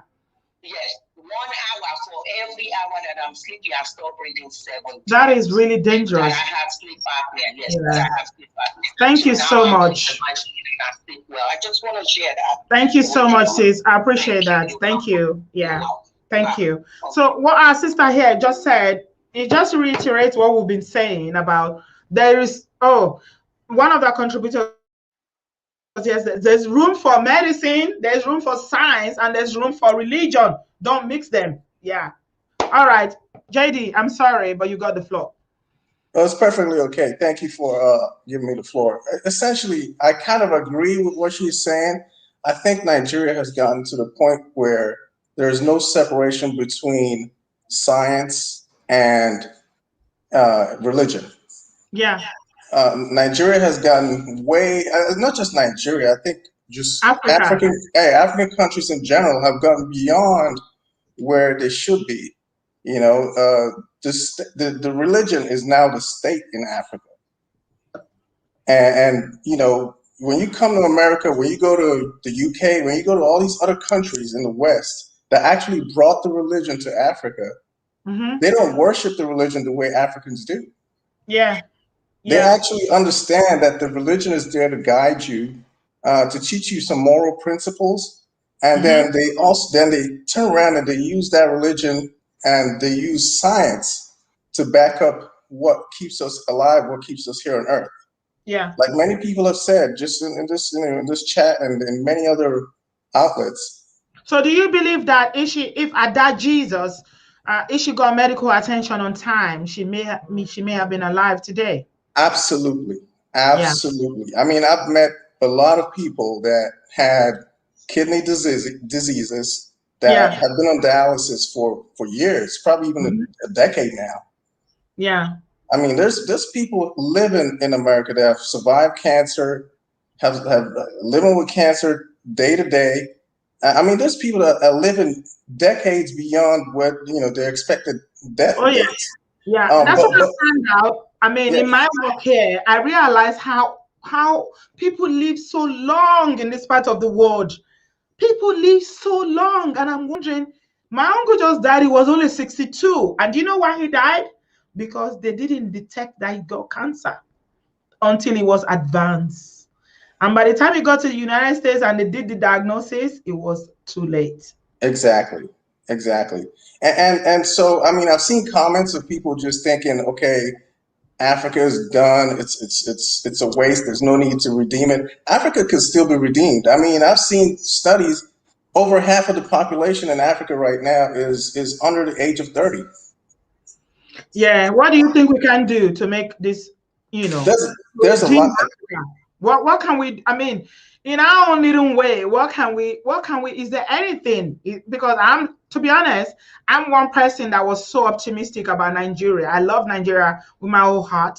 And I've always believed in Nigeria. For over 10, 15 years I was here, I was so headstrong, and I kept saying that I don't care what you guys say. Nigeria is my home. I'm going back to Nigeria. But you know what? For the first time in my adult life, and for the first time since I've lived in the diaspora, since last year, I've come to realize that going back to Nigeria is just a death sentence. It is. So have you given up on? Are you saying you've given up on Nigeria in that sense? I haven't given up completely, but I've lost hope. I mean, that's kind of like giving up, though. I mean, so I have not given up on Africa. How can I not give up? How can I not give up? Look at Nigeria. What is happening in Nigeria? I totally understand what you're saying. Is there anything to make you hopeful? And you see anything in the horizon? I mean, the other day I was going through social media and I'm seeing all these big. I know I'm trying to distract from what we are talking about, but it's all interconnected. It's linked. I'm seeing this big giant billboards already of Tinubu 2023 already, campaigning already. So the politicians don't care about you and I. They don't care about anybody. All they care about is how they can get there and amass wealth upon wealth and steal and loot and do whatever they like. That's all they care about. So what am I doing about it? So I agree with you. I understand that. That's understandable. Everyone knows that politicians are liars, they're cheats, they're fraudsters. I mean, it's the same thing in America. I mean, you have fraud, you have lying, thieving politicians, you have all of that. It's acceptable. It's known that you're gonna have criminals. Yeah, but somebody was talking about accountability. In America, politicians can actually go to jail if they break the law. It happens all the time. Yeah. Tell me what politician. Uzo Kalu went to jail. He came back. Exactly. In the Senate. Yes. He retained his seat. And he's here today. I mean, Uzo Kalu's hopeless. You can't blame me for being hopeless. No. So Uzo Kalu is an example. There was this other politician, I forgot his name, the younger guy that slapped a pregnant woman in a store. And was never convicted for that. He wasn't convicted. He's never going to be convicted. He's going to remain in the Senate, and he's got nothing to contribute to the Senate. Yeah, and he's got nothing to offer. He has no idea. I mean, I was listening to the radio today as I was driving, and they had like a question time, which is like, how you in the US have your press briefing. And you have the prime minister, but in this case, you have the prime minister in our case, and then you have like members of the House all across representing different parts of the UK, Wales, Scotland, Northern Ireland, and they are all asking questions about their constituents. And I was touched. I was like, these are politicians that care, and they were like, "Oh, Prime Minister, this is what is happening." Even the issue as simple as broadband was brought up. And this guy said, in my constituent, what are you going to do, Prime Minister, about the broadband? We need to have very high-speed broadband, but it's been a problem for my people. They care about the people who elected them. That's my point. They actually care, and they carry the burden of the people to the parliament. But Nigerian politicians only go there to steal and to get the money they use in campaigning and bribing people and doing whatever they do. They don't care about the people. And the people, they are not innocent as well. They're not. And that's the point I want to make. The point I want to make is everybody cries, everybody complains about these criminal politicians, these thieving politicians. But at the end of the day, these thieving politicians cannot, on their own, steal the money, because there are several steps to take that money from the treasury. First of all, you have to have that person that signs on the note that says, They're all "Hey, thieves. this is how much I want to take." Then you have to have the banker that takes that note and says, "Well, guess what? I'll take that money and I'll transfer it into this account that I know is not the account that should be getting paid." And then you have that next person that goes into that thieving account that says, "Well, I'm going to extract the money from this thieving account that I know is the thieving account and send it to somebody else, usually abroad." I mean, you're very optimistic, JD. Let me put it this way. You are talking about people in high places, people who hold some sort of authority in government offices and things.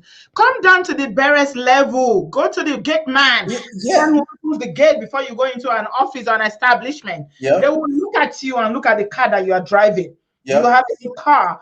Yep. I mean, I saw something on social media the other. It seems really trivial, but this is what we are talking about. It's about a culture. These siblings is a brother and a sister. They were going into is the Ministry of External Affairs or Foreign Affairs, whatever they call them. They were going, and the gates people would not let them in. You know why? Because they didn't fit the profile of people who can come into a place like that. Because they were not in suits or agbada, and the guy was wearing shorts and the woman was wearing jeans. And they said to them, "You need to go back. Go and dress up properly." But you know what? If I'm a thief, let's say I'm a kidnapper, for instance, we were talking about earlier. I was talking to someone how kidnapping has become a business now, a massive business in Nigeria. Because anything that starts in Nigeria, people just, they just photocopy it and make it. They propagate it. But if I had a massive car, an SUV that's so expensive, they don't care. All they do is rankadede. I give them a wad of cash and I get in. True. It starts from the bottom. Exactly. At the top.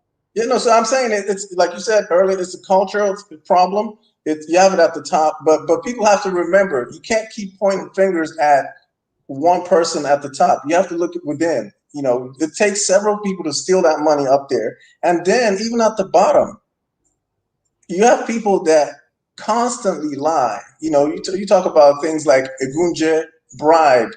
I don't know what other name they call it in other languages, but realistically speaking, people are constantly bribing officials, bribing people to get preferential treatment. Nigeria is so bad. Nigeria is so corrupt that today, even the security agencies are like tools that the politicians and rich people use to oppress people that they don't like. True. EFCC, for instance, I saw the other day in Lagos State that the previous governor of Lagos State, Ambody, that now all his property in Lagos have been seized by the EFCC, and we know how that went down. Oh, we are deviating, but it's all connected. It's all connected. We are talking about the systematic, systemic problem in Nigeria. Why there is no infrastructure, and why someone like Ada Jesus will have to be going from church to church, native doctor to native doctor, asking for forgiveness when she could have had treatment. She couldn't have that treatment because she couldn't afford it. She couldn't afford it, and then she wasn't getting the right advice. You have people telling her it's because she has cursed people out or that she has insulted people, and that's why she has a disease. It's not that. The disease comes from, it could be genetic condition. It could be a genetic condition. It could be something that she ate or something traumatic that happened to her body or something that happened along the line in her life that caused her to have the disease. And what she needed was medical treatment, not going to a pastor for forgiveness. She needed urgent medical treatment. And people need to start realizing when you do have a medical condition, it is not the God of thunder or some God punishing you. It is a condition that you need assistance with from a hospital, from a doctor that is trained on how to treat you. You could be if it's a vision problem, you go see a doctor for your eyes. If you have a hearing problem, you go see a doctor for your ears. Just people need to start recognizing that prayer will not get you anywhere if you don't take care of yourself. My point is, even the Bible it says that prayer, or it says that faith without works is death. Exactly. That's what it means. The work Exactly. is you doing your part and then letting Yes. God do his part. So Yeah. lastly, before I let you go, JD, I'm Yeah. just going to ask you, we've been talking about how mindsets, attitudes need to change in Nigeria. What do you think that we can do to make people begin to think differently, to reorientate people so they can start thinking outside the box and start being so brainwashed and so like people who cannot even have a mindset to think? They always consume information that's given to them. They take it hook, sink, and line and run with it without questioning anything, without doubting or everything they take. How do we change that? I don't think I can fully answer that question right now because that question is a fully loaded question. I mean, that question has so many parts to it. Yeah. There are so many aspects to that question. You're talking about the the social aspect is the biggest part of it, right? I mean, you have generation upon generation of individuals that are controlling the economy, and then you also have the health aspect. Now, the social aspect kind of affects the health aspect because you have a lot of individuals in America, in Nigeria, believe it or not, that have severe mental disorders. Oh yeah, but you know what? Someone said that everybody in Nigeria has got some sort of mental problem. Undiagnosed. They are not diagnosed. Undiagnosed mental health go to issues. Lagos. If you go to Lagos, you will agree with me. Oh, I've been to Lagos. I mean, I was born. I'm a Lagos boy. I was born in Lagos.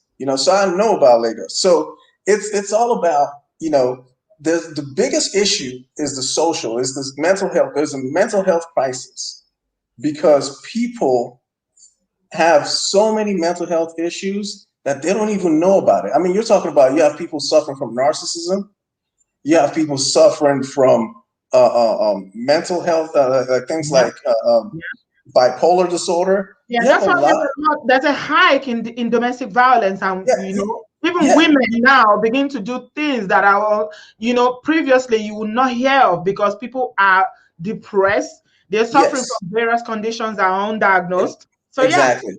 So the fastest way to resolve this issue is to resolve the mental health problem. Yeah. That's the fastest way.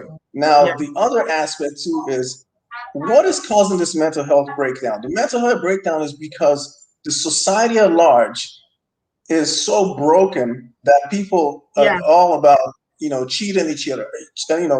Everybody's trying to one up each other. Like, what can I do to one up you? What can I do to cheat you? What can I do to get one over you? So that means that cultural aspect of how do I cheat you, or how do I prove? How do I get a fast one on you? How do I prove I'm better than you? That culture needs to be changed to say, how do I work with you? To improve our general lifestyle. How do I work with you to improve our livelihood for our children, our children's children, and for our future? So it's going back to America. What the general quote about America is that don't ask what America can do for you, but ask what you can do for America. Thank you so much, JD. I appreciate your contribution. You've been brilliant. Thank you so much. You're welcome. So I've got someone waiting. Hello, I can't hear you. Yeah, can you turn down your YouTube?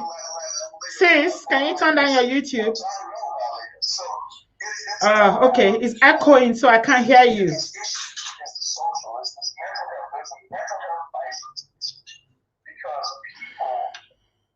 Can you turn down your YouTube so I can hear you, sis? Oh dear. Turn down your YouTube so I can hear you. Okay, I don't think she's hearing me. I'm going to call her back. I'm hearing you. I'm hearing you. Okay, you need to turn down the place you're watching me from because it's echoing. I'm muted. All right, thank you. Good evening. Welcome to my show. Can we meet you? Oh yeah, my name is Joy. I'm calling from California. Oh, I got a lot of people from California today. California, yeah. Okay. Go on. I want to contribute concerning advantages and the death of our dad Jesus. So I've been following a few days back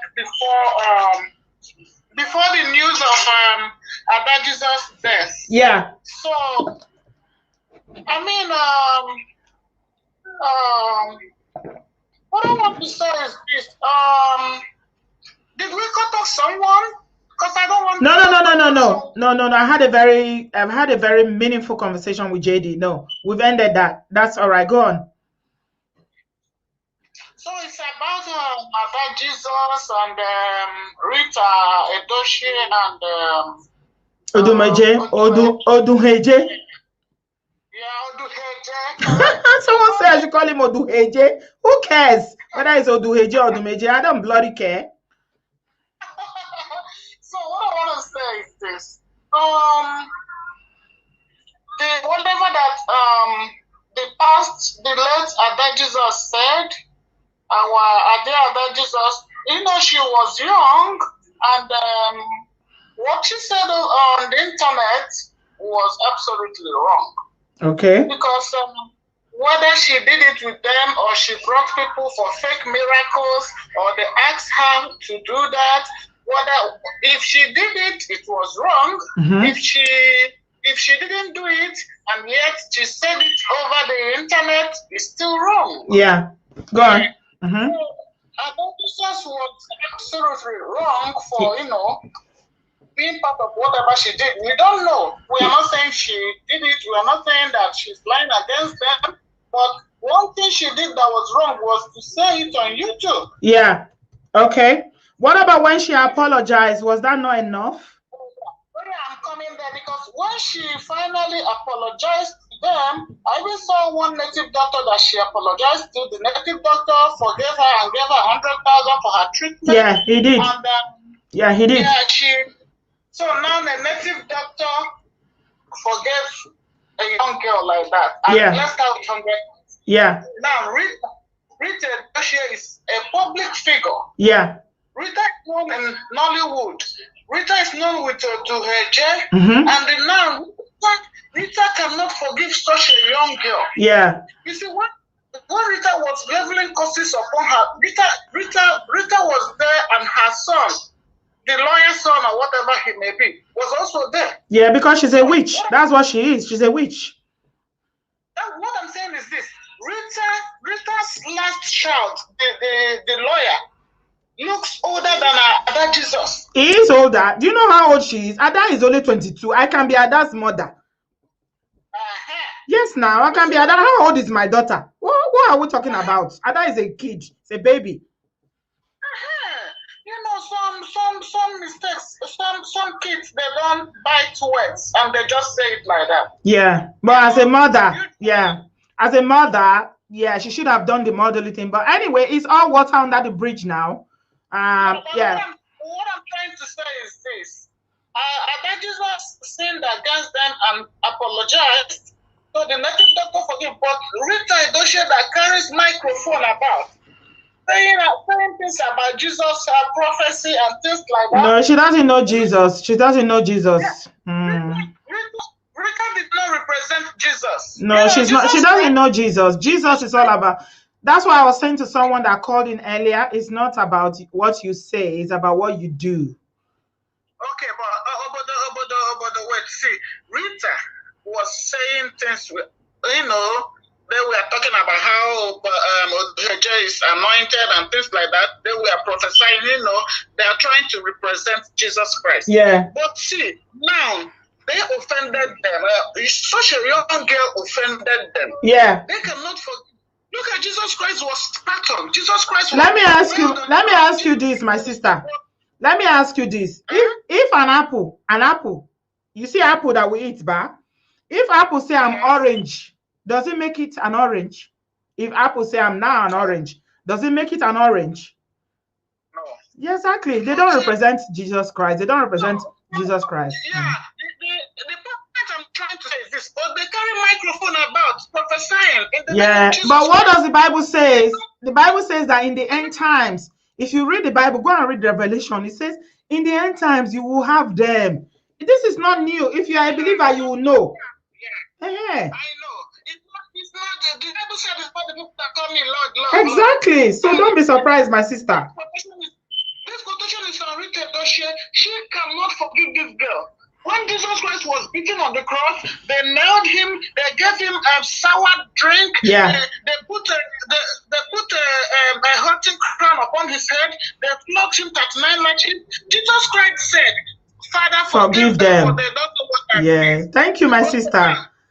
Rita Doshie was only lied against. She said she lied against her. It could be true. It could be true, but the young, the late Abba Jesus, she shouldn't have scandalized them on YouTube. Or what she would have done is to leave them alone and shut her mouth. Yeah, it's happened. That is all water under the bridge. May God, may heaven accept her spirit and may she rest in peace. Her sickness or about her death, I didn't say anyone did anything to her.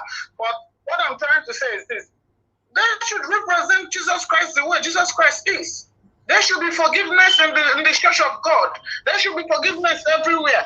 Somebody like Rita Doshie did not represent, and she had the opportunity to say that she has forgiven. Yeah, she had the opportunity, but she used the opportunity in a negative way. And people were watching. Look at a woman should have used that opportunity to show the world how lovely, how understanding she could be, how forgiving she could be, and everyone should learn from her. But she rather used that opportunity to make curses upon a young. Oh, it is well.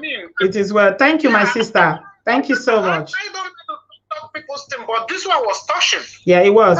It was. Yeah, the lesson. Yeah, we learn a lot of lesson from it, and that's why we are talking about it. It's well. Thank you so much, my sister. Well, thank you, Obodo. Yeah, God bless you. All right. Okay, bye-bye. Somebody has been trying to call me from Romania. This person has called me several times. I am so sorry. Whenever you call, there's someone on the line. So if you are still there and you want to call back, please do. Romania, all the way. Please call back. If you're calling from Romania, your number starts with 720. Please call me back now. I'm about to end the show. Yeah, it's calling back. Hallelujah. Okay. Hello.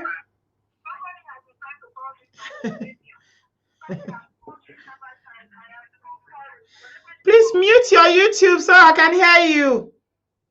Hello, good evening, madam. Good evening. How are you? What's your name, please? Yeah, I'm Chima. Oh, Chima, Kedu. Yeah, mute your YouTube so I can hear you. Okay. Can you hear me now? Yeah, I hear you clearly. Thank you. Okay. Actually, I heard what the last woman commented on Baby Jesus coming out on social media about saying what she had an encounter with or the Major or some of the fake prophets she has worked with. Yeah. Actually, to my own belief, she did the right thing. You understand? Yeah. I'm a gospel musician, and I have worked with pastors. You've worked with pastors?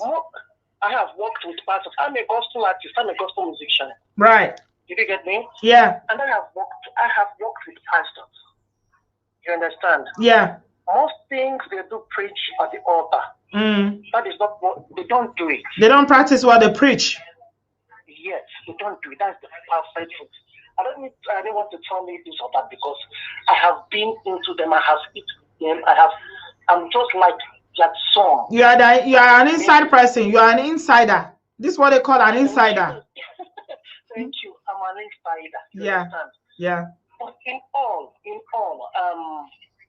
after the Baby Jesus, may have so rest in perfect. Amen. But what happened? I was really highly disappointed when so-called Oduhenche, a pastor, he would have showed love at that particular moment. Seeing that lady at dying points, but when they said he won't forgive, I don't know what else he will come out at the altar to preach for people. And you see, people are still going to remain in that temple. Let me call it temple. When I saw it, I was like, what's going on in this Christendom? What are they preaching? Yeah. Can't show love. People will still remain there. They will still go there on Sunday. So some people, most people, they came out and they did this or that, they did that or that. To me, to my own belief, nobody holds anyone's life. Yeah. That's my own belief. Nobody holds anyone's life. What happened, God knows it all. Yeah. But one thing we need to know is that everyone must surely die. Oh yes, absolutely. Like, yeah. They came out and I did this, I did that. She will not do this. Maybe it might be one of them tomorrow. It might be me tomorrow. Oh yes. Everybody must surely die. Oh yeah. Nobody's going to live forever. Oh yes. You understand? Absolutely. I believe that if we are Christians, we should do things in a way. When the pagans, when they see us, they say yes. Yeah. I'm seeing Christ in you. Yeah. You understand? Yeah. She went to a native doctor immediately. The man forgives her. Yeah. Do you think that, let me ask you a question, my brother, Chima. Okay. Do you think that will make people go more to native doctor now than going to church because of that matter, because of the native doctor forgiving? You think so? Actually, for me, everyone is on his own belief. I don't castigate people on their own belief. You don't discriminate. For you. Yes. Okay. Going to native doctor, you know why you go to native doctor? Yeah. I'm not against it. Yeah. Going to church, the pastor, I'm not against it. I'm a Christian. Yeah. I do go to church. Yeah. But some pastors, if you watch now, let me see if you watch now, so many Christians are actually because of what is going to happen. I'm telling you the reality. Hold on. So many people castigate the pastors now. Yeah. Right? Because what they do. Yeah. So you said that being an insider, that your personal experience is that most pastors don't do what they preach. They don't practice what they preach. My sister, I'm telling you, what the people that did arrange, she was talking about arrange. I know about some pastors that do arrange. They do arrange. It's like that movie, Leap of Faith. There's a movie, Leap of Faith. Steve, what's the name of that? Steve. Who knows that movie, Leap of Faith? Yeah. So, you understand what I'm telling you? Yeah. Let's just be real. Yeah. It is well. Do you know what? I'm just gonna say to end my conversation with you, my brother, is that know the truth for yourself. Do not sell it. Yeah. Know the truth for yourself. Don't do follow because follow will lead you to gutter. It will lead you to latrine. Just know the truth for yourself, and you'll be okay. Everybody will be okay last when it comes to this religious thing. Thank you so much for calling. I appreciate you. God bless you. Thank you. Bye-bye. Bye.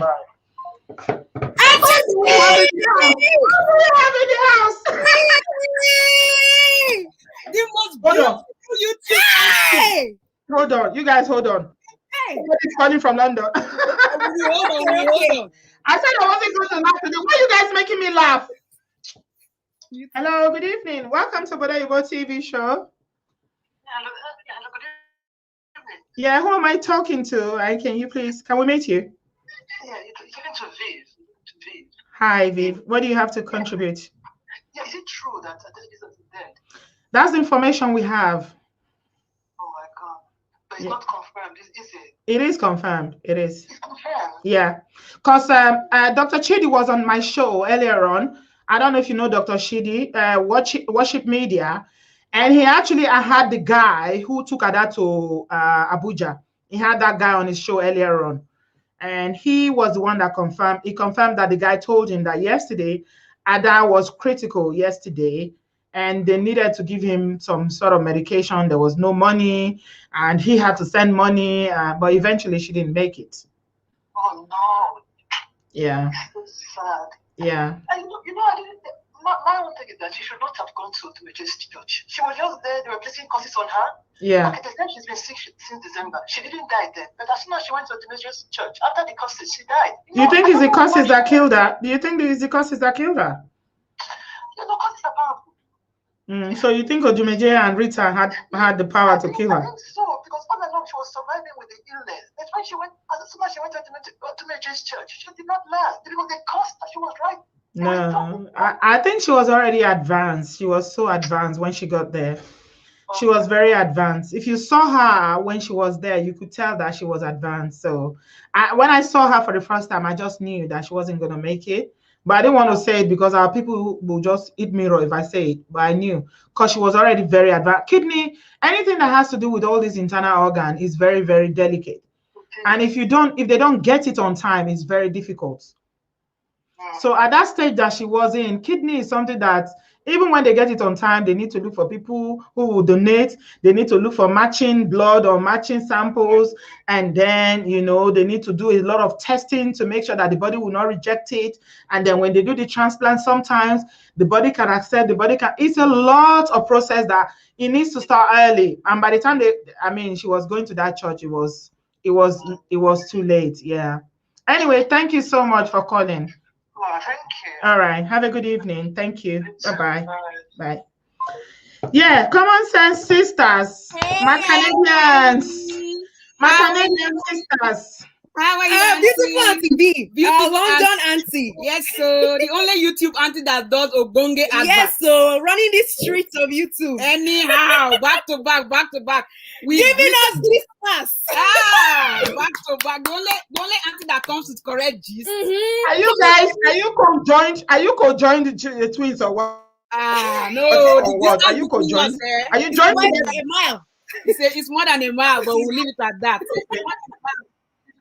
Somebody is ringing again. Hold on. Hey. Hello. Good evening. Welcome to Obodooyinbo Show. Can I take your name? Hello. Hello. Good evening. Yeah. Good evening. Yeah. What's your name? Where are you calling from? My name is Victor, and I'm calling from the Philippines. Oh, the Philippines. Ooh, all the way. Okay. What do you have to contribute, Victor? Honestly, I feel so bad over the loss of our beloved sister, Ada Jesus. I'm not really happy. Yeah. I think that so-called man of God should be arrested. Yeah. I think he should. Yeah. Honestly, I'm not really happy about that. Honestly, I've been crying ever since I heard the news. Yeah. Can you turn your TV down? There's a lot of noise going on where you are. Is it TV? Okay, I will do just that. Thank you. Yeah, hope you can hear me right now. Yeah, I'm hearing you. Good. Honestly, I'm not happy. I think the kind of men of God we have in this country is something else, to be frank with you. Yeah. How can someone that called himself a man of God couldn't even forgive when the guy needed him most? You know, it's really, really unfair. Yeah. To be frank with you, I'm not happy. Honestly, I'm not happy. Yeah, we are not all nobody's happy. It's really sad because we all follow the story. Is life. That's all I can say. That's life. Yeah. We just we'll draw from it, we'll learn from it, and hopefully people will learn to take the right actions and decisions on time without, waiting until it is too late. Yeah. Yeah, honestly. It is not really easy. Yeah. I pray that God should give the family the fortitude to bear their loss. Amen. Amen. Amen. Thank you. Thank you so much. Thank you so much. All right. Thank you. Bye-bye. Yeah. Whew. Okay. We'll go another caller. Hello. Oh dear. I'm telling you, the phone is ringing non-stop. Hello, good evening. Welcome to Obodooyinbo TV.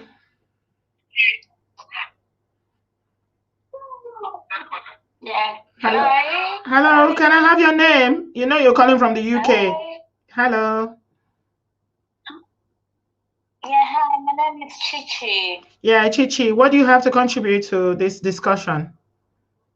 Yes, I'm greatly saddened by the sudden death of Ada Jesus. Yeah. To be honest, I've been following since the report. I've been following the story on the Instagram. Yeah. I've actually learned there's a lot of people that she said a lot of things about. I came across the clip where she was saying to some man that if I don't speak, then I'm gonna die. So there's a lot of people that she's offended. Yeah. And it does and for us to acknowledge the impact of our behavior towards people. Yeah. And to reflect on the consequences that may have or not. Yeah. I'm not saying it's a good thing that she died. I'm really full of empathy and sympathize with the family. Yeah. But I don't think the pastor obviously is involved in her death. Yeah. I think it's for me, I'm a believer, and I believe if it's not her time, she wouldn't die. Despite whatever that happened. Yeah, it's only God that has the power of life and death. God is the only one that is the author of life. Absolutely. Yeah. So I hope that this will create awareness to all our young youth that be mindful of what they say we talk on social media. Yeah, I agree. Yeah. Thank you so much, my darling. Thank you very much. All right. Thank you. All right. Bye-bye. Bye-bye. All right. Bye. Okay, I'm going to talk to you beautiful ladies now before I take any other call. Yeah, I had you on hold. It's okay. For some time. It's okay. We're very patient. We know that you're a very global person. So, I mean, it's Obodooyinbo TV. It's what not do you me. expect? It's the phone. Blame the phone. It's not me. I mean, the phone is ringing again. And WhatsApp is ringing. The main call is ringing. Which one should I take? You can take the WhatsApp. Should I not take anyone? We'll wait. Okay. Yeah. Hello. Good evening. Hello. Hello. Good evening. Can I meet you? Hello. Yeah. Yeah. Who is calling?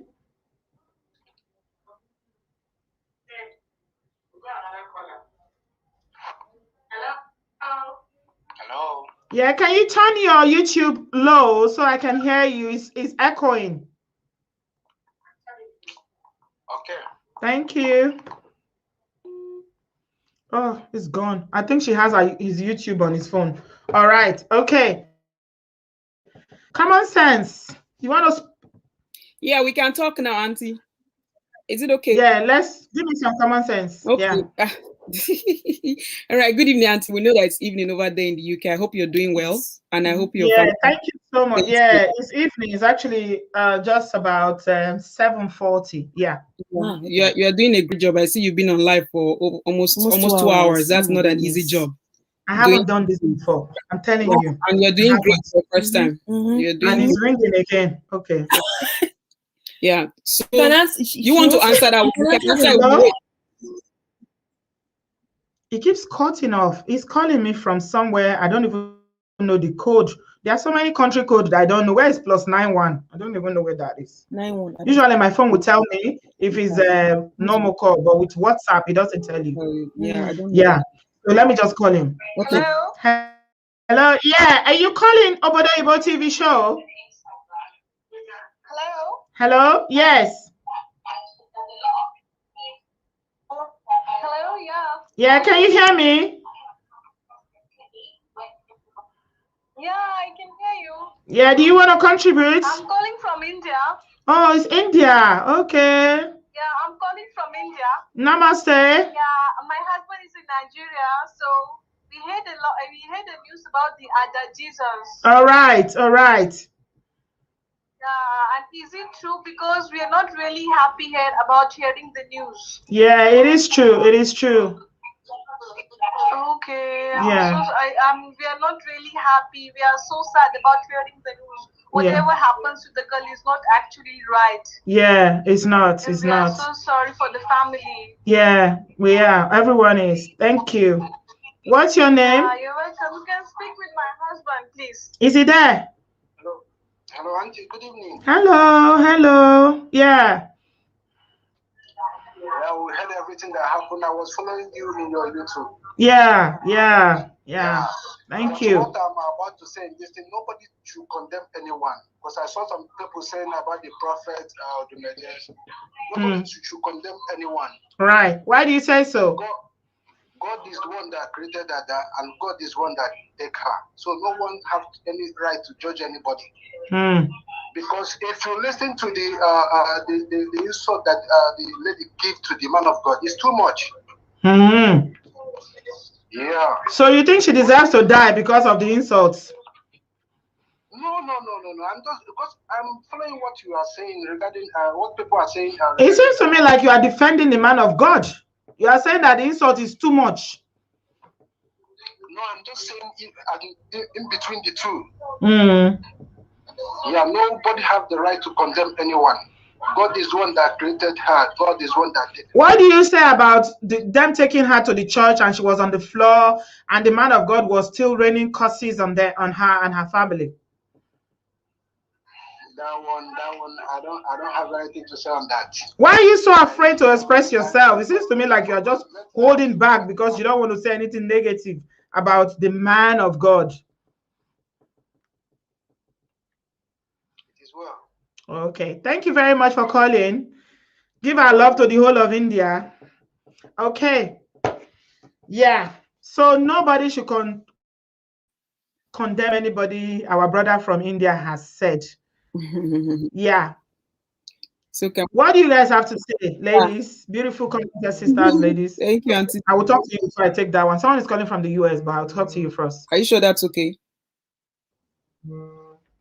Are you sure you don't want to pick that call? It's ringing. Just pick it. That will be the last time you pick. Just pick it. We'll wait. Okay. Hello, good evening. Welcome to Obodooyinbo TV show. Good evening. Good evening. I'm calling from Canada. Sorry to cut your discussion off. That's all right. But I just joined. I just joined the live. I see that a lot of people have contributed, but I just wanted to mention specifically about the medical condition in Nigeria. Right. So that hospital that they took her to, I don't know if it was just me. When I saw the videos, especially from her birthday, I was a bit confused. Somebody is suffering from kidney failure, and you're giving her such food, jollof rice, fried chicken, juice. That's another angle. That's another angle that we didn't even think about. And then, so it now makes me to wonder, all that while they took her to the hospital in Abuja, were they taking proper care of her, or were they just using her to take pictures and pursue clouds? Well, your guess is as good as mine. I really don't know. We don't know. That's what these are all the issues we've been talking about. Adequate medical care. Yeah. Yes. Yeah. So you felt like she shouldn't have been given such food because of a medical condition, because of the kidney issue. Yes. Okay. Are you a nurse?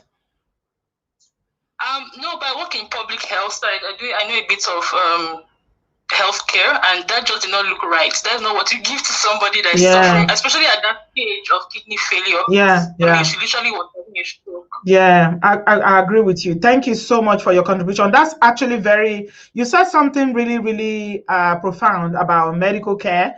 Because, I mean, somebody at that stage, I would have thought that she would be on oxygen to help her breathe and drip, and, she'll have all this. You know how when I was in ICU, I saw a machine that scared me.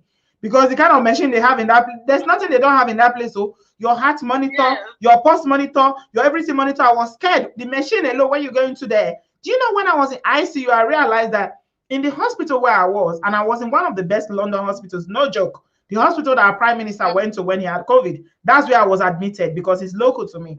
And I said I wanted to go to the toilet, and the nurse said there's no toilet. I said, how can there be no toilet? He said, because this is ICU. And if you are here, you cannot go to toilet. They have to bring commode to you. I say, you have to pee in. I said, I'm not using commode. I said, I'm not. She said there's no toilets. So my point is that because it's acute care, life and death. So everything has been done in that ward to make sure that, everything is given to you because they know you can go any minute. Yeah. So thank you very much. I'll take this call now. Yeah. Hello, good evening. Hello, good evening. Yeah, where are you calling from, please? I'm calling from Italy, from Milan. I want to speak to Obodooyinbo TV. Yeah, we are live. Yeah, go ahead. What's your name, please? My name is Ikena. Ikena, go ahead, please. Okay. Are you hearing me now? Hello? Yeah, I'm hearing you. Ikena, go ahead. Okay.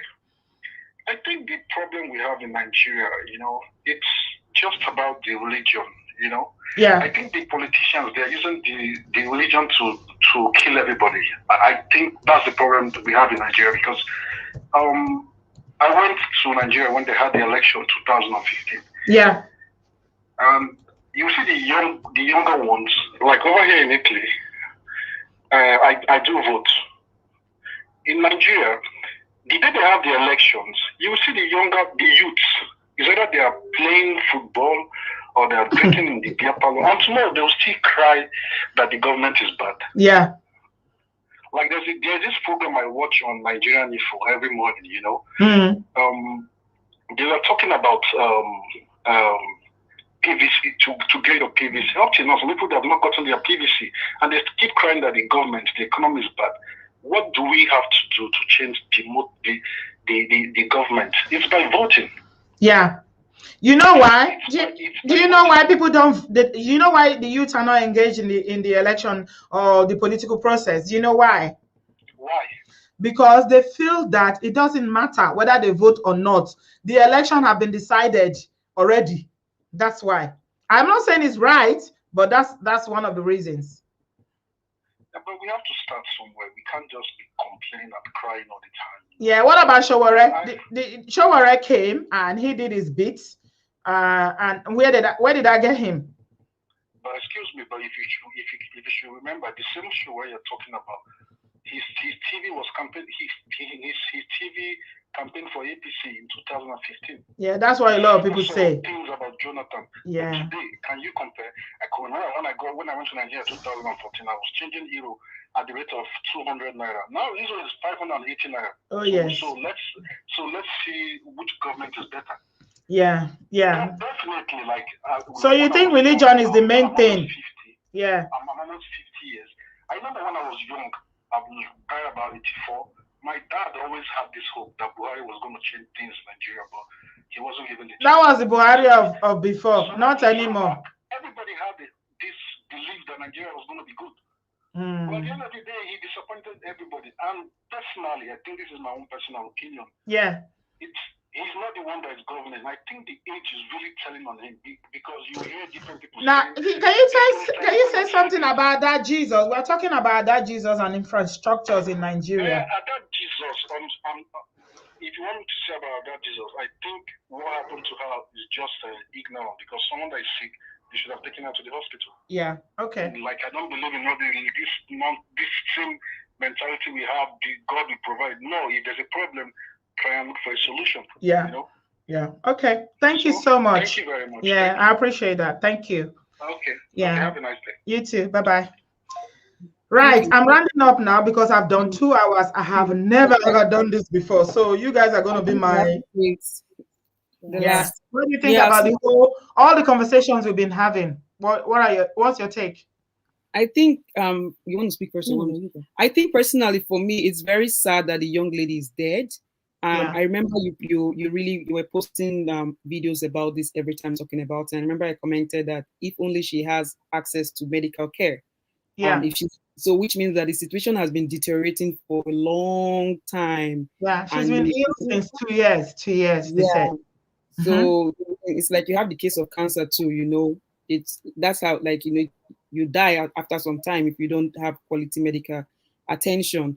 But besides where that's part of the problem of the infrastructure. So obviously, you know, Buhari came back from UK like a few weeks ago and all that. National Hospital, we used to live in Abuja. National Hospital is not upgraded. National Hospital. You know, when my uncle died and I called a friend of mine, saw the obituary on my Instagram and was shouting, and she knows him from the time I was in Nigeria. And she said, "What happened?" And I told her, and she said, "Nobody goes to National Hospital. That's where people go. Nobody goes there. Nobody goes there. Nobody goes there, you know." I'm so sorry about your loss. May your uncle so rest in peace. Very sorry about that. Amen. Thank you. There's so many illnesses that are manageable and preventable or can be cured in Nigeria. We have the best physicians, we have quality physicians, but you see, they're not also taking care of the physicians in Nigeria. They're not getting paid. Oh yes. Well, they don't have doctors go on strike in Nigeria. Yes, I mean, there was a news early part of this year, I think it was January. I think the doctor was like, he's been on rotation for like 3 months and hadn't gotten paid. Yeah, and he's been treating COVID patients and all that. I think he passed out. Yes, he passed out. That's when the story went viral. Yeah. So which means that Ada Jesus would have had a situation. I think she would have been alive today if she had quality medical care. In the aspect of religion, here's my opinion. You choose to worship what you want to worship. But in the event that you're worshiping whatever it is you call your God or your chief, you should seek for more knowledge from that source, not anybody that is middleman or middlewoman to that source. When you have somebody who's a middleman or middlewoman to what you call your God or your maker, you make that person a demigod. Your God. And you feel like and you feel like book. Question. You know book. And it's just common sense. Many people are intelligent, they go to school and get educated, but they still can't question this thing, right? You should be able, anything that you hold in high esteem that you cannot question. Let me tell you guys something. I was doing a video the other day when I posted about that Jesus, and I was sharing a video about the water, is it water goddess or priestess or whatever, one lady. Yes. And I said, she made so much sense, that woman. She did. I was mesmerized just listening to her. I was so mesmerized. I couldn't believe that I watched that video. And for me to share that on my channel, it means I don't share things lightly. Anything I share on my channel, it resonates with me. I agree with it. And I'm supporting it. That's why I'm sharing it. Yes. And you know what someone said in the comment section? He said, oh, but does it mean that you want to leave your Christian belief now to come and worship the and so what? Problem. I said, this is the problem with you guys, because your mind is so close that just the idea of me listening to this woman now and affirming what she has said, even though she's not a believer, to you, it means that, okay, I don't believe in God anymore. I don't believe in Jesus. I'm not a Christian anymore. You cannot open your mind to other possibilities. Yeah. You cannot question. You cannot ask questions. You cannot even think, because thinking, you see how that guy that called me, the guy that called me from India was like, I said, when that Jesus came to the altar, and Odumeje did not, he said, it is well. It is well. He was actually afraid to say anything. Yeah. Because we have been conditioned to accept everything. We cannot question, we cannot ask questions. You cannot even say anything because it is a sin or it is wrong. It is okay. You know, the people that learn most in this world, they are people who ask questions. Yes. And those are the people that we remember. Yes. And let me add one more thing before Ella speaks. Anything that you hold, this is common sense now coming. Anybody who wants to receive it can receive it. Who doesn't want to receive it, that's your pot of undone beans.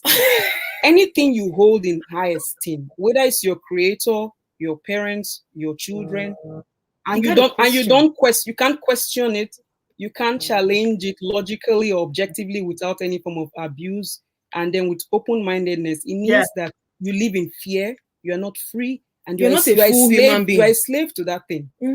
That's just what I want to say. The person is a slave. Ella, I said this call, and I'll come to you, sweetie. I know you are older and you are younger. I can tell from your face. But you guys are like Siamese twins. Who is older? I don't even know who is older. Auntie, answer the call. As a Nigerian mother, you will know. Auntie, answer the call. Hello, good evening. Welcome back. You see, I've lost my professionalism now with you two. I can't be serious around you because you guys, you play too much. We're talking about death. You shouldn't laugh. Make me laugh. Hello, good evening. Hello, good evening. Yeah, who can I know who I'm talking to? I know you're calling from. Are you calling from the US or Canada? Yeah, I'm calling from Dallas. Dallas. Okay, what's your name, please? My name is Choma. Okay, Chama, what do you have to say? Yeah, I just have like few things to add. Right. Because I don't think it's wise for me to repeat what people have said. Yeah, that's a smart thing to say. Thank you. Yeah. Already said. So the only thing I have to say is, as people, we should, like me as a Christian, for instance, I always live by the principle of blessed are the merciful, for they shall obtain mercy. Amen. And another thing is that I believe in my heart of hearts, I believe that for someone who calls himself or herself a Christian, and you have ever in your life said the Lord's Prayer, the Lord's Prayer, you have ever said that prayer, you have already put yourself in a tight corner without knowing it. Yeah. Now, that was the prayer that our Lord taught us to say. Yeah. That was the prayer that came from his mouth. Yeah. Now, when you analyze that prayer, even as simple, it sounds simple, but it is so meaningful. Yeah. It has a lot of meaning. Absolutely. Now, the part that says, forgive us our trespasses as we forgive those who trespass against us. Yeah. As we forgive those. Now, you have already put yourself in a situation. It seems like it's a covenant to me. I mean, it sounds like a covenant. Exactly. Yeah. It is a covenant. Yeah. So there is nothing that someone can do to you or to that you will say, I will never forgive. It is, you have already judged yourself. Yeah. So for everyone that has said that prayer and you fail not to forgive, especially when whoever that you think offended you in the past, ask for forgiveness. Yeah. You have already condemned yourself. Yeah, but somebody called in earlier. Somebody called and said we shouldn't judge. We shouldn't say anything because No. A popular YouTuber from Nigeria, just like you, I follow the two of you, said the other day, she made a post on YouTube and she said there is a difference between thou shalt not judge and thou shalt not speak. Right. Now, this is where a majority of Nigerians get it wrong. Yeah. There is a difference when you see something that is white. Yeah. You should say this is white. Yeah. If you see something that is black, you should be able to have an opinion and say this is black. Yeah, absolutely. You are not judging it. Yeah. It is not judgment. Yeah. But the mentality in Nigeria has already twisted our, the religion. I just can't explain it. Yeah. But some people have already twisted that part of the Bible that said, "Thou shalt not judge." So, what do you want us to take away from this? We got almost 1,000 people watching. What do you want us to take away from this? The only thing I want to take away is that part of mercy and forgiveness. Yeah. Because if you analyze this whole situation, we lost her. Oh, sorry about that. She wanted us to take something about mercy. Another call came. This WhatsApp, I really don't like it because it just cuts people off. He doesn't have any respect. Doesn't even ask. Hello, good evening. Yeah. Yeah. Can I meet you? What's your name? Where are you calling from? I'm calling from UAE. UAE. Oh. Yeah, I'm Odette Ebon from Cameroon. Right. Okay. What's your name? Odette Ebon, calling from UAE, but I'm a Cameroonian. Oh, you're a Cameroonian. And you're calling from Dubai, UAE. Okay. Yeah. Okay. What do you have to say? What I have to say is that I started following the issue of Jesus when he went viral. It's really noisy where you are. We can barely hear you, my dear. Okay, let me get to more quiet. Hello? Yeah. Can you hear me now? Yeah, it's better. Yeah, with all the controversies that we have had, so far I just have my own share contribution I want to contribute to Africa as a whole. Because it's not only the issue of Nigeria, Cameroon and Nigeria, we are the same. Yeah, absolutely. We have done so wrong when it comes to Christianity, when it comes to religion. Because of joblessness in Africa and all the struggles that we are going through. Yeah. That created a platform for so many people to come up. That is so difficult based on the scripture that they are giving us. Have time to advise things. In Africa now, we can you guys hear? The audio is really bad. The audio is really bad. I'm sorry, my love. I have to let you go because I think you are outside and it's echoing. I don't think my people can actually hear you. Hello. Yeah, it's echoing. The audio is really bad. Okay, can you hear me? Can you put the phone in your ear? Don't use. Oh, okay. We lost her. Right. Ella was going to tell us something profound. Yes, I'll say something before they come again. This is my thinking. So there is religion and there's health. And I tell my sister and anyone that cares to hear that the number one problem in Nigeria is religion. Whether it be Christian, Muslim, traditional, whatever. Because that is where people focus on. It's like if it's about your pastor, your priest, your imam, your native doctor, babalawo, if somebody says something and it's opposing what they've said, you feel that you are a soldier for that person. You're offended. You take it really personal. Yeah. You take it really, really personal. And the first thing, if Nigeria wants to move forward, is to release religion. You know what I said to someone today? I said they should have a Ministry of Religious Affairs. As big as Nigeria is, we need a religion. There needs to be a control. There needs to be a regulation. Yeah, it needs to be regulated. These people cannot be allowed to just run around and mess people up and deceive whatever they do, dupe whatever.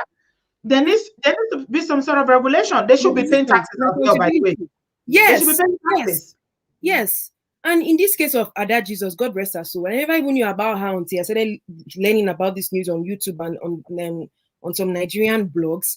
And to hear that this so-called, quote and unquote man of God, of which I do not agree with that term, man of God, and some people are saying, placing curse on her, whatever.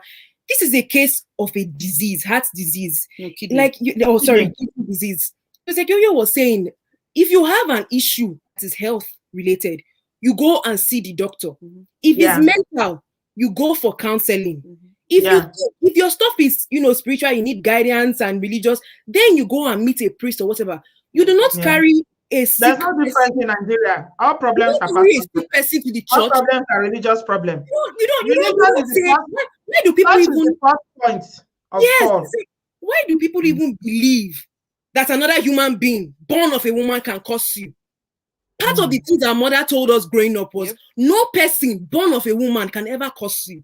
So it's like, why in your brain do you think that somebody can curse you or make you to be sick? The only thing that I think happens in the world is reverse. So karma. What energy you give, that's what you receive. If you're a bad person, it might look like you're enjoying now, for example, Nigerian politicians, but your doom will come. It will come. Nobody, be it Odumije or the other actress or whatever, can curse that lady. The first thing they should have done, now this is medicine after death, the family could have done if they didn't have any money. Nigerians are generous people. Nigerians are generous people. Nigerians, we saw it during the EndSARS. If Nigerians come to your aid, international people are there. The guy that has one leg that was selling water, you saw how much they contributed. Yes. How many hours they raised funds. Yeah, Nigerians are very generous. People think prayer is everything. God will save them. This is why I love Aisha Yusuf. She has said God will not give you, He will not come down to help you. What He has given you the ability to do for yourself.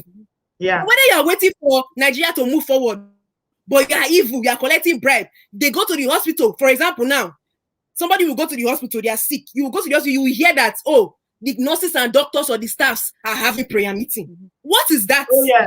They have prayer meeting in the workplace, in the civil service. They have prayer meeting. What does that even mean? Work. So the I used to work in the civil service. They have prayer addressing meeting. This. They have a mosque in the place. Every government offices there's a mosque and there's a church. Your internet is acting up a little bit. Okay, I can hear you now. Yeah. So finally, what do you think that we should take away from this? I'm rounding up now. What do you think we should take away as a people, I think Africans, Nigerians? What should we take away from this whole incident of Ada? What can we learn? What can we learn from it? Learning from me, number one, whenever there's a medical issue, you go and seek medical help. Your pastor is not going to conduct a heart or a kidney failure examination or whatever, or diagnosis. Before they will come and tell you it's your cousin that is making you sick. Number two, Africans, Nigerians have to learn to think for themselves objectively. And there is nothing wrong in questioning any human being. Even God has given you the ability to question you of free will. Who is that human being? What pastor? So people must think for themselves. That's my own. Yeah, that's Thank all, you so Auntie. much. That's all we have to say. Thank you. And I please love you. apply common sense. You guys, you know I love you, right? Thank you. Yeah, we do. We This love is that. someone says sister, they got a YouTube channel. Please subscribe to their YouTube. Put your link on my comment section so people can subscribe. Yeah. Okay, we'll do that now. I want to see more consistency from you guys. You are getting lazy now. I want to see more consistency from you. We're putting 4 videos every week. We have videos out every week. Okay. Maybe we should start doing 7. Keep doing that. All right. Yes, Auntie. Thank you so much. Bye-bye. I love you guys. Bye. Yeah. Bye. Good evening. Yeah. Welcome to the show. Good evening. How are you? I'm fine, thank you. How are you? I am tired. Oh. Sorry. Thank you for the hard job you've done today, okay? Thank you. What do you have to say, sis? Please, I know people have said a lot. I just want to say that there should be also consequences as well, because sometimes, like the small YouTuber, and that they know about Jesus much than any other people, they should have even said this or go on GoFundMe so that they can help that girl on time, not just for the not just for the late hours. Yeah, I don't think anybody wanted to do a GoFundMe, but she could have done that herself. She could have done that, or even the activists. But because with GoFundMe, when you start to do that, there's a lot of controversy around it, and nobody wants to put their name on that. So it's not like Ada didn't have access to social media, or she didn't have access to internet. So I'm sure a lot of her subscribers or followers on YouTube, remember she's quite big on Facebook, so they would have, given her advice. So I won't put it on any YouTuber or anybody who was talking about it. It's just unfortunate that it didn't happen. Well, it's unfortunate, as you said. Yeah. I didn't know her. I just knew her recently when the news started going around. But it's unfortunate as well the kind of religion we have in that country. Yeah. Because they should have also know what to do on time. I know it was almost late anyway. Yeah. Well, thank you so much. Thank you, my sister. God bless you. Yeah. Hello, good evening. Welcome to Obodooyinbo TV show. Who is speaking, please? Hello. Hello, yeah. Yeah, good evening, sir. What's your name? My name is Charles. I'm coming from Belgium. You're welcome. What do you have to say? Yeah. I want to contribute for a nice program. I've been following you all the way from Belgium since I discovered our program. Thank you so much. So I just logged in and I saw that Ada Jesus is dead. Yeah, she is, unfortunately, sadly. Yes, may her soul rest in perfect. Amen. Amen. I want to contribute concerning the pastors in Nigeria and our government. Yeah. One, first of all, Nigerians are very lazy. Yeah, agree. I must use this Yeah. word. Because in Nigerians, everybody wants to be a prophet, everybody wants to be a man of God. Yeah. And it's only in Nigerians that you have too many churches in the whole world. Yeah. It's one of the countries that have churches. Yeah. And Nigeria is one of the richest oil producing countries. Yeah. But Nigeria is one of the poorest countries in the whole world. Yeah. Because of our government and people, the civilians, the masses. Many countries are building factories, industries, Nigerians are building churches. Yeah. And you see Nigerians spending time in church from morning to evening. Yeah. From Monday to Sunday. They are in church. Yeah. They go to the mountain, not just church. They go to the mountain. They go to the river. They go everywhere. Before, years ago, I had a lot of pastors in Nigeria. I'm telling you, when you have a problem, to call. When you call a Nigerian pastor, the Nigerian pastor will tell you your mother is your problem. Yeah, or your child. Is your problem. Or your child, yeah. Oh, yeah. So, my own advice to Nigerians is they should close churches. I have seen one of the pastors in Nigeria, they block his account in YouTube. One of the main pastors in Nigeria now, of recent, they block his YouTube account. So you want the government to start closing churches in Nigeria? Yes. Okay. It's not benefiting us. But they will just go to other churches. If they close one, they will open another one tomorrow. The people are the problem. Yeah. Let them close churches in Nigeria and let's see how Nigeria will do. Yeah. Okay. Because Nigeria doesn't have rules and regulations. That is the problem. Yeah. If Nigeria has rules and they should do it like Western world, when they give rules, you obey the rules. Yeah, because here, in the UK here, churches are registered as charity. Every church has to register with the Charity Commission, and they are regulated. When we had an incident in my church a while ago where there was leadership tussle, the Charity Commission stepped into it because eventually the matter went to court. But the Charity Commission was heavily involved in it because even though churches don't pay taxes here, they are regulated. You can't just open a church, and that's why you see a lot of churches are being closed in London. I don't know how it is in other countries, but in London, a lot of Nigerian churches have been closed in London because they put churches in places where they shouldn't put churches. You know, this country is planned, so people will just come from Nigeria and start opening churches in garages, places that are in. Yeah. They close them every day. Places that should be business places, they will go and open church. Tomorrow they will close them. Because this country, they're not saying you. They don't carry your church and go to Africa. They should do the same thing in Nigeria. Let them close the churches and let people go and work. Yeah. Where is the work though? Who is going to create the work for them? Lastly. They can do it. They can create something good. They can, a lot of Nigerians are creative. They can do this on their own. They should be self-sufficient and look for ways to create jobs for themselves.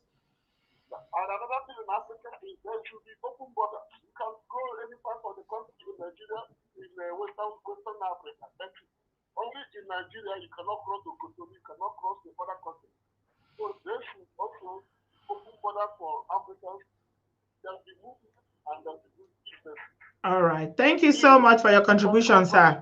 Yeah. Anywhere in Europe, yeah. In Africa, you cannot even cross borders to the other countries. Yeah. It's a shame. So yeah. Also job opportunity. Yeah. Thank you so much for calling. Okay. Have a good evening, sir. Yeah. Thank you. Bye-bye. So, guys, I'm going to end the show now. I've done almost 2 hours and a half. Oh, my God. You guys should praise me. Oh, people are still calling on WhatsApp. Oh, I really want to take your calls. Okay. Hello. Yeah, hello. Yeah, can you turn down your volume on your YouTube, please? Please, my name is Apostle Daniel from Germany. Right. Are you a pastor? Apostle? Yes, I'm Apostle from Germany. Right. Okay. And yeah. Go on. Okay. Yeah. There was a test that I have been seeing on Facebook flying that Jesus is dead by BBC Igbo. Yeah. If I watch the video that Jesus is not dead, so I want to know. No, the information we have is that she's dead, actually, because somebody that why I believe is because Dr. Chidi, who he has a YouTube channel called Worship Media on YouTube. He was with me earlier on this show, and he was speaking to the guy that took her to Abuja, so he confirmed it. She's actually dead. Okay, because we saw by BBC that he is not dead. Yeah, BBC can get it wrong too. It's people that run BBC. You know, so we had his husband saying that he is not dead. No, I don't think so. I think she's actually dead because the guy who took her to Abuja told Dr. Chidi. He was live on Dr. Chidi. Yeah, do you have anything to contribute? Because I've got other people calling in. Okay. Yeah. Okay. Yeah. Then the second thing is this: is that that was hearing the young man who was saying about about closing the house of God. Yeah. To close the house of God is not the problem. Yeah. Because of that, I have already discussed this with so much of people. Mm. Men of God, they are not the government. Mm. And they are not the problem of what is happening in the land. What's the problem? What do you see is the problem? It's the government. The government is the problem. So you don't think churches, you don't think the religious organizations are a problem? They are not the problem. Okay. All right. Hold on a minute for me there. Just hold on. There's someone calling. Let me see if I can add that person. Ooh, can I add them? Hello, good evening. You're welcome. This is Obodooyinbo TV. Hello. Yeah, the last person that I spoke to, yeah, they said religion is not a problem in Nigeria. What do you say?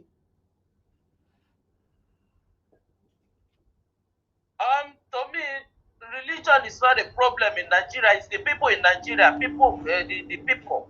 Okay. Are the problem. Okay. What do you mean by that? A lot of us we call ourselves a Christian. We don't read our Bible. Yeah. We leave everything for the pastors. Yeah. For the pastors to be telling us what to do and what not to do. If you read your Bible, the God that pastor is talking to, you can talk to God too. Yeah. That's what the Bible told us. Right. Thank you, Auntie. Thank you.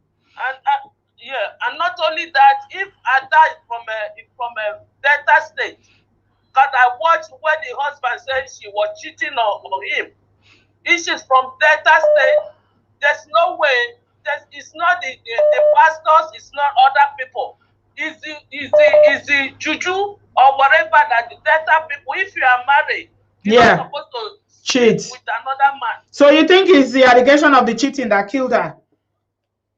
Most because that kind of sickness I see at that see a lot. I'm from Delta. A lot of people are like that. So it's people that cheat that have kidney problem. It might be having kidney problem, but most of the time they always swell up, and that's how they die. All right. Thank you very much, Auntie. I appreciate that. Apostle, you're back. What do you have to say? All right. Thank you very much. Okay. Hello. Thank you, Auntie. Yeah. Hello. Yeah, Apostle, what were you saying? What do you have to say? The lady that God said is got nothing to do. Yeah. Yes. Yes. The problem is not the men of God and not the Christianity. The problem is we have a bad government. Right. If you go to everywhere. You can never tell me that the gifts in a country there's no church. In Germany here, somebody say, Madam, you are one of Nigeria problem. What did I do, Joanne? What did I do that I'm one of Nigeria problem? Am I even in Nigeria? Are you high? What's wrong with you? In Germany here, I am. We have 3 churches in one building. We have one in the first floor. We are by second floor. There is also another church in the 3rd floor in one building. One building, 3 churches, and you are an apostle. Yes. Do you have a church? We don't have a ministry that I am working with. Oh, so you are part of the problem then? We are not the problem. Okay, you are not the problem. You still think you are not? We are not the. You still think you are not you are not part of the problem? It's only the government. But in one building in Germany, there are 3 churches in one building, and you still think you are not part of the problem. Why are you complaining about the churches then? Listen, and the government are taking care of the people, and not the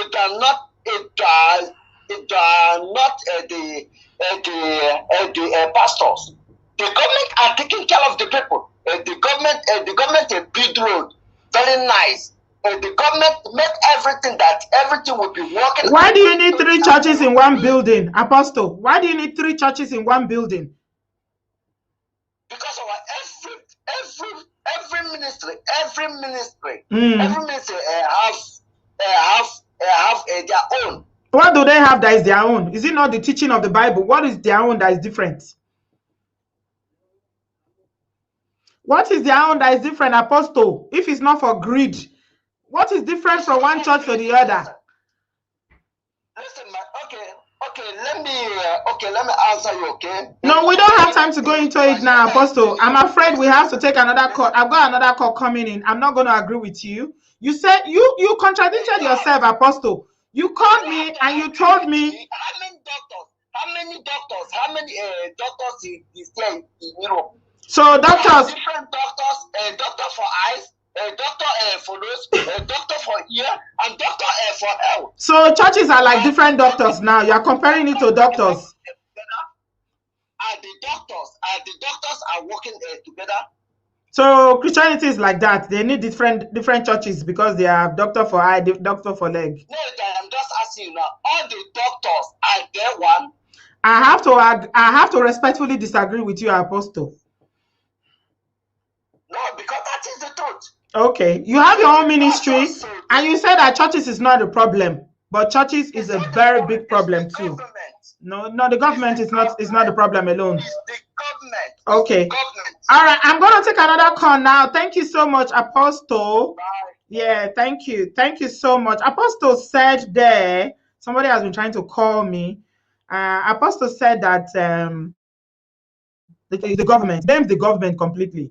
He said that the churches are not a problem, but he also contradicted himself there by saying that in one building in Germany where he is calling from, there are 3 churches.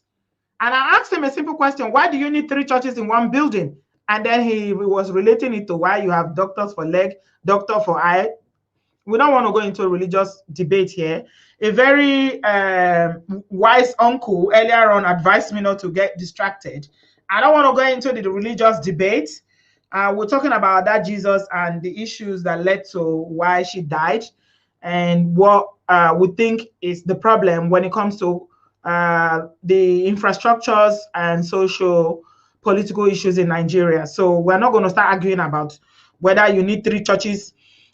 I mean, Africans there, I don't know. It's going to be hard though to change our mindset. It's going to be really, really hard. Oh, you want people that don't go to church, British people don't go to church. Their country is so organized. Don't they have the same doctors? Don't they have the same doctors and nurses and all these things that this apostle is telling me they need doctor for leg, doctor for eye, doctor for ear? Okay. Hello, good evening. Welcome to my show. Yes, good evening, sister. Bridget. Good evening. I saw that you were already tired from the man that was calling you.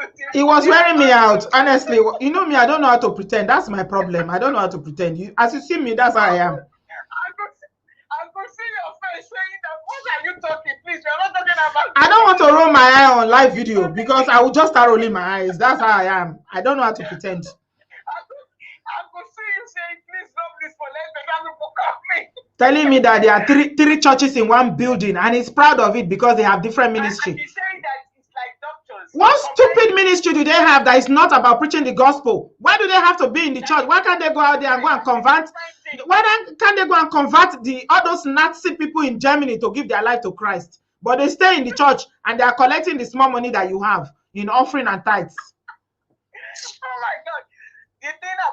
The thing about them is that they're talking out of point. We are talking about that Jesus. That's it. They're trying to distract me and telling me about how church is not a problem. Everybody keeps saying church is not a problem. I'm a Christian and I agree that, religion, not necessarily, but the way we are practicing a very corrupted form of Christianity. That is it. And that's where my exasperation is coming from when somebody is telling me that having 3 churches in one building is not a problem. Why can't they be all one? Why? Why do you need 3 churches in one? Is it not the same Jesus Christ that we pray to? Is it not the Lord's Prayer that we say? Is it not the same Bible that we read from? Africa, we have a long way to go, my people. This is not the discussion. That uncle that said that I need to do another show and talk about this is quite right, because this conversation is long. It's very, very long.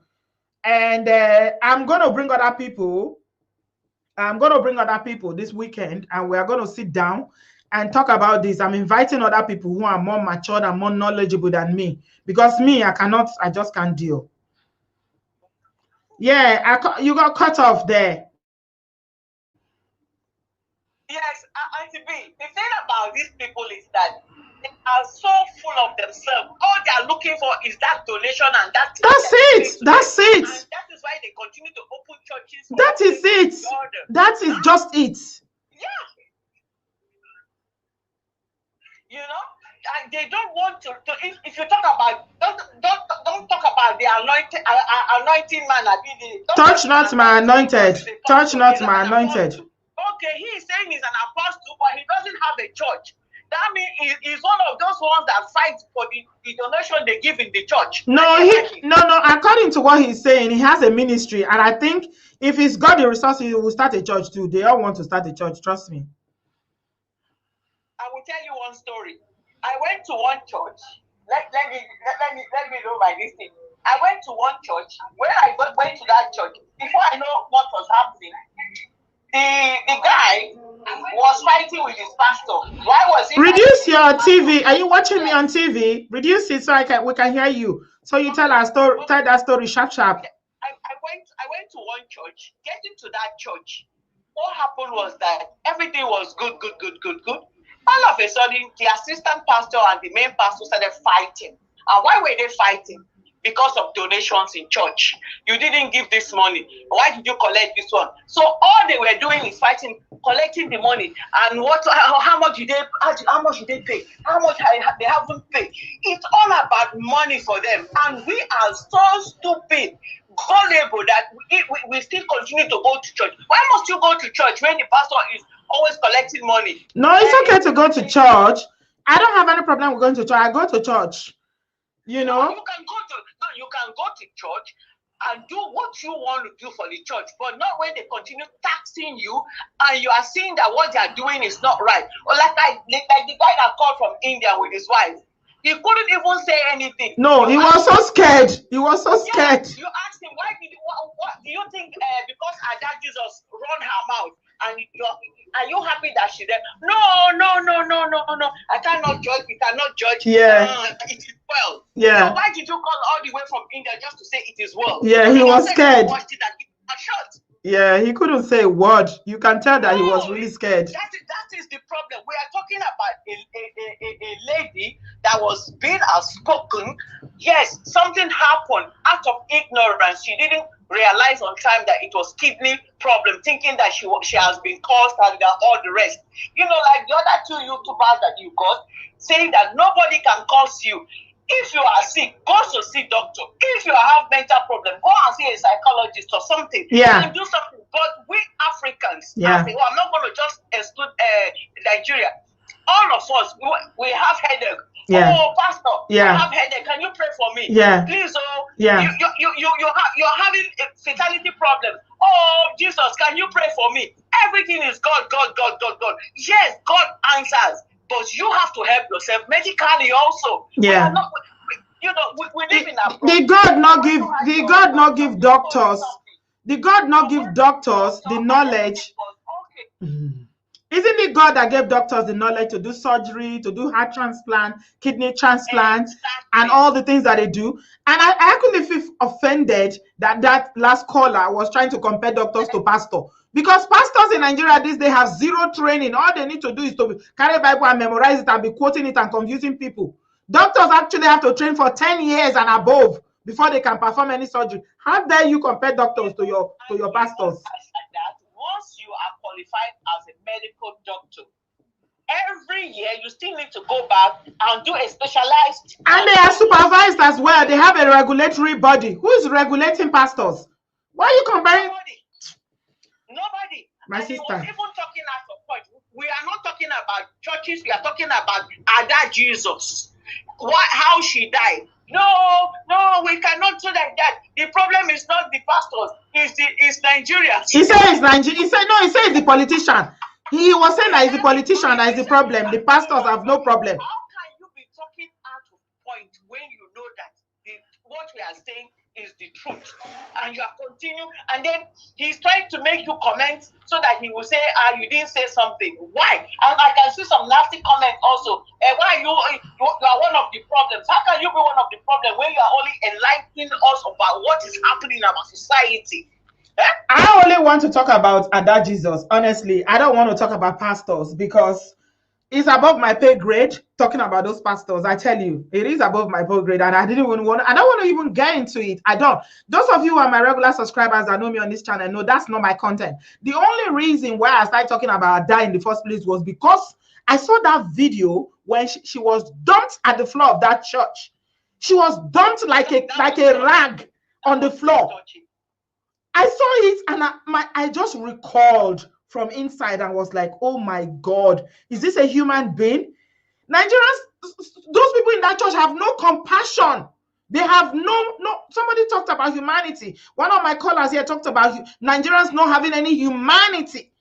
You dumped that girl on the floor, and then Rita Edochie had the guts to take that microphone and was saying, Ada, you said this and this about me. No, I will not forgive you. I will not forgive you for what you put me and my family through. Yeah, I will not forgive you. And then the next day, Shina came. I am forgiving you because people have called me from all walks of life have called me from everywhere. And you call yourself a murderer. Let me tell you something before I let you go, my darling. It's not even up to 30 years. Let me tell you something. Up to 30 years. She's 22 years old. Old enough to be her mother. She's 22 years old. Let me tell you something. This is what I have noticed. I've lived in the UK for a number of years, and this is what I've noticed. You see, white British people, they know they go church. Yeah. They know they go church. Okay, yeah. They don't even believe in God. A lot of them don't even believe in God. Yeah. But these people are so kind in their humanity. They are so kind that the first time I came to this country, let me tell you guys what happened to me. One day, I wasn't driving then. Yeah. I was pregnant. And I had my little boy with me. I was pregnant, and I think I went to do shopping or something. I was dragging bags. That was before I got my license. And the bus got to the stop, and I was dragging so many things. And this Oyibo man just stood up from where he was sitting. He told the bus driver to wait. He helped me carry everything down. He carried my baby down. He held my hand and led me out. I just came to this country then. When I came down, I just busted into tears. I was like, wow. Can people be this kind? These people don't know, they don't know Jesus. They don't know God. They don't even go to church. But their hearts, some of them, their heart is so pure in their kindness. They have human decency. They treat you with so much respect. You know, they talk to you with so much politeness. They don't cuss you out. Some Nigerians will come here and abuse the living there. These people, even in your place of work, the way, I know there's politics, there's racism, whatever, but the average human, the average Oyibo man you will see, Oyibo woman you see on the streets, they always have a kind word. Yeah. They always have a kind word. Are we kind? Africans, are we kind? Are we kind? How can we be kind? A white woman can decide to go and adopt children. Why we black people will say, no, I want my own blood, though. And even if we manage to adopt, we want to put that child by beating them, by treating them, doing them like as if they are slaves, forgetting that it's somebody's dying on. We are not kind. We are not kind. We don't have that humanity. We are not. Even in the churches that you go to, they gather there. All they do is they gossip about you. They gossip about what you are wearing, what you are dressing today, what shoe you are wearing, what car you are driving. All they do, they gossip. They smile at you. Meanwhile, they've already criticized you. Everybody should know God for themselves. Just know God for yourself. Like the common sense sister said, know God for yourself. Seek God for yourself. If you follow any man of God, any apostle, prophet, whatever, you follow that person to hell. Hellfire. Yeah, it's hell. You're going to land. Thank you so much, my darling, for calling. I really appreciate you. Make serious sense. Thank you. Thank you. So there you have it, my people. There you have it. What we need is common human decency. I felt like Ada was not respected. She wasn't given that human decency. She wasn't treated like a human being. Let's forget about whether she was cursed, she wasn't cursed. Those people in that church, not even Rita alone, the congregation, they all sat down there. Okay, when the parents went back, the father got back there with the husband, and Odumeje was throwing money, was giving them money. You see the way the father was jumping, that one is poverty, I know. They are poor. They've not seen 1 million naira before. So they were jumping up and down like 1 million naira is everything to them. And it turns out that they don't have money, because what Dr. Chidi said was the fact that they didn't have money for our medication yesterday, going by what that activist was saying, said to him. The human decency is not there. They don't care. If you are on the floor, they will kick you. The average Nigerian will kick you. You're already on the floor, they will kick you and pass. No kindness at all. No kindness. Wickedness too much. Our people too wicked. Make they talk true. Wickedness. The people when they church gone and then wicked pass. It's not only those who don't go to church. Now for inside church is gone. Now you they see that wickedness pass. They go say they go carry Bible for eye. You go see that they read Bible like this, but they go to give you evil eye. You would want to say, what I do you? They could just the eye you. So let's learn humanity first before anything, guys. Yeah, I'm going to end it at 3 hours. Oh my God, Ada, may you also rest in peace. I've never ever done a live video this long before. My cutoff point is always an hour, but I made an exception today because it was worth it. Thank you so much, everyone that's joined me. I hope you've given this video a thumbs up. I'm not seeing what's happening on YouTube. Let me go on YouTube and see what's happening, because I'm streaming this. Yeah, how many likes do we have? Do we even have any likes? Give this video a like before you exit this video. I've got 664 people watching and we only got 258 likes. So if you've enjoyed my gist, thank you so much to everybody that has given me some donations from the super chat. Miss Hope TV, I think I cited you a little while ago. Thank you so much, sis. I appreciate you. Yeah, let us just learn that life is vanity. It's vanity. Nobody has the key to life. Me and you, we are going to die. So you just sleep. The difference between us and Ada is that we will sleep, and by the grace of God, we'll wake up tomorrow. That's the difference. Nobody has the key to life. If you can tell me that you have the key to life, that you can guarantee your own waking up tomorrow, then I will know that you are powerful. Yeah? But as long as you don't have that, then it's all vanity, my people. So I want to say a big thank you to everybody that has contributed, that has been here. Common Sense Sisters, you ladies are great. Thank you so much. Thank you. Yeah, this is the final call I'm going to take, and then I'll say good night. Yeah, you got cut off there. Hello, good evening. Hello? Yeah, can you turn your YouTube down so I can hear you?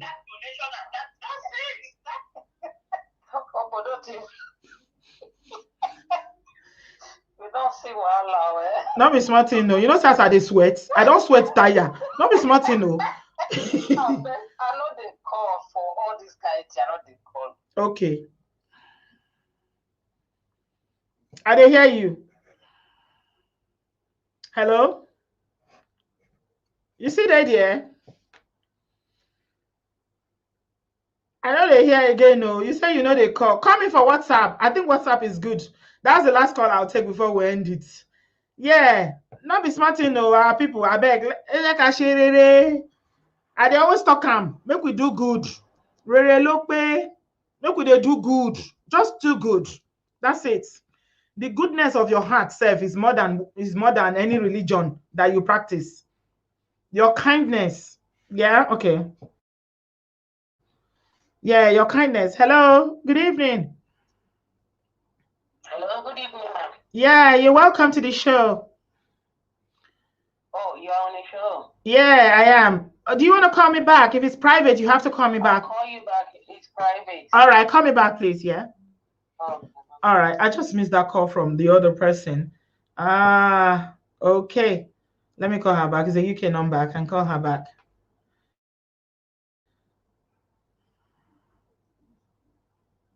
Yeah, let's just do good, though, my people. No, that is the only thing that will save us. Nothing for this life. Nothing. Go sleep, you know, go wake up. Now, the only difference between us and Ada, we go wake up by the grace of God. My sister. Make I get your name now. You know, tell me your name, oh. My name, Anyway. Auntie Esther, oh yeah, hit us. What do you want to tell us? You they laugh. You say they don't stress me tired. They don't stress me tired, Chuchu. No, this man will just come so. When he comes to saying get 3 churches for one building. No, he not talk saying get 3 churches. He say for in country. He said 3 churches like one building. Yes, yes. So he said that they middle. Another one they down. And yes, another one they up. I don't blame her. You know why I don't blame her? You know, no say German government, then they take their tax finish. Then they take their tax finish. I don't blame her because of people were supposed to be Nigeria. Were supposed to they go farm. All of them, they pass road, come here. Yeah. They pass river, come here. They call them to stop. Why did not go talk this kind of thing? That he say in an apostle. I'm not going to talk about the man again. I don't talk about Tataya. I want to talk about that. Tell me what you think for this matter. This very my daughter will just died. So yes. So for people, I don't know how they talk. If you talk true, you go die. If you don't talk true, you go die. So that man for that what did they call him? That man where they play football for church. What did they call him? I don't know his name. That's the one way it is. Why that man go for that man to say that they give cause to that lady, two of them they call that lady, it makes say they be evil. Odumeje, Odumeje they call her. Odumeje and that Rita, they are evil. To be honest. They will never obtain Jehovah forgiveness in their life. To be honest. Now I talk her. What will happen? What will happen? Let it happen. When people will see the truth, they will be pessimists. Huh? Look at this young boy way that tell people. Huh? Even if you talk a small lie. You feel say that then kill him? You feel say that then kill him? Sister, for me personally, I'm not sure that that's what kill him because they exactly. don't get power to exactly. Not be there. The thing be say it's a carelessness of not say in Nigeria they believe in pastor even more than God. Yeah. You understand? Yeah. So how is it that somebody will be sick, then you will take that person to the church? Yeah. Is that what Jesus did? Yeah. Huh? Yeah. So From Genesis to Revelation, there is nothing of such. Yeah. It's a shame. When Jesus was a kid, he one time, have fever or all these things like we are. He goes to physician. Yeah. Yeah. To the extent, you will see that some of his followers, they were physicians, like Luke, to start with. Huh? Yeah. So my sister, this man, I've been watching you since where you start. Thank you, ma'am. When you sit down now, that's how I sit down here. Yeah. And they watch you. This thing where this man just can't talk so. If you say I get this man number, I will call her, make I tell her, say, make this man pack your load and go to Orion or go to farm, please. Make you go to Orion. He has to go and they go do farm for Orion. Thank you. Children that are supposed to join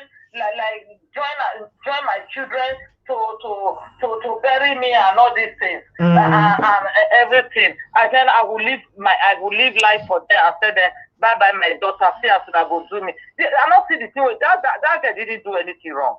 That guy didn't say anything wrong because it's true. Is it not a lie? What if Odumeje say he's strong, make he contact before me, make he tell me say the thing when they do that true. If not the formulation, then the form. Yeah. It's not true. Thank you, Auntie. Thank you so much. I'm sorry, my dear, that I'm talking like this.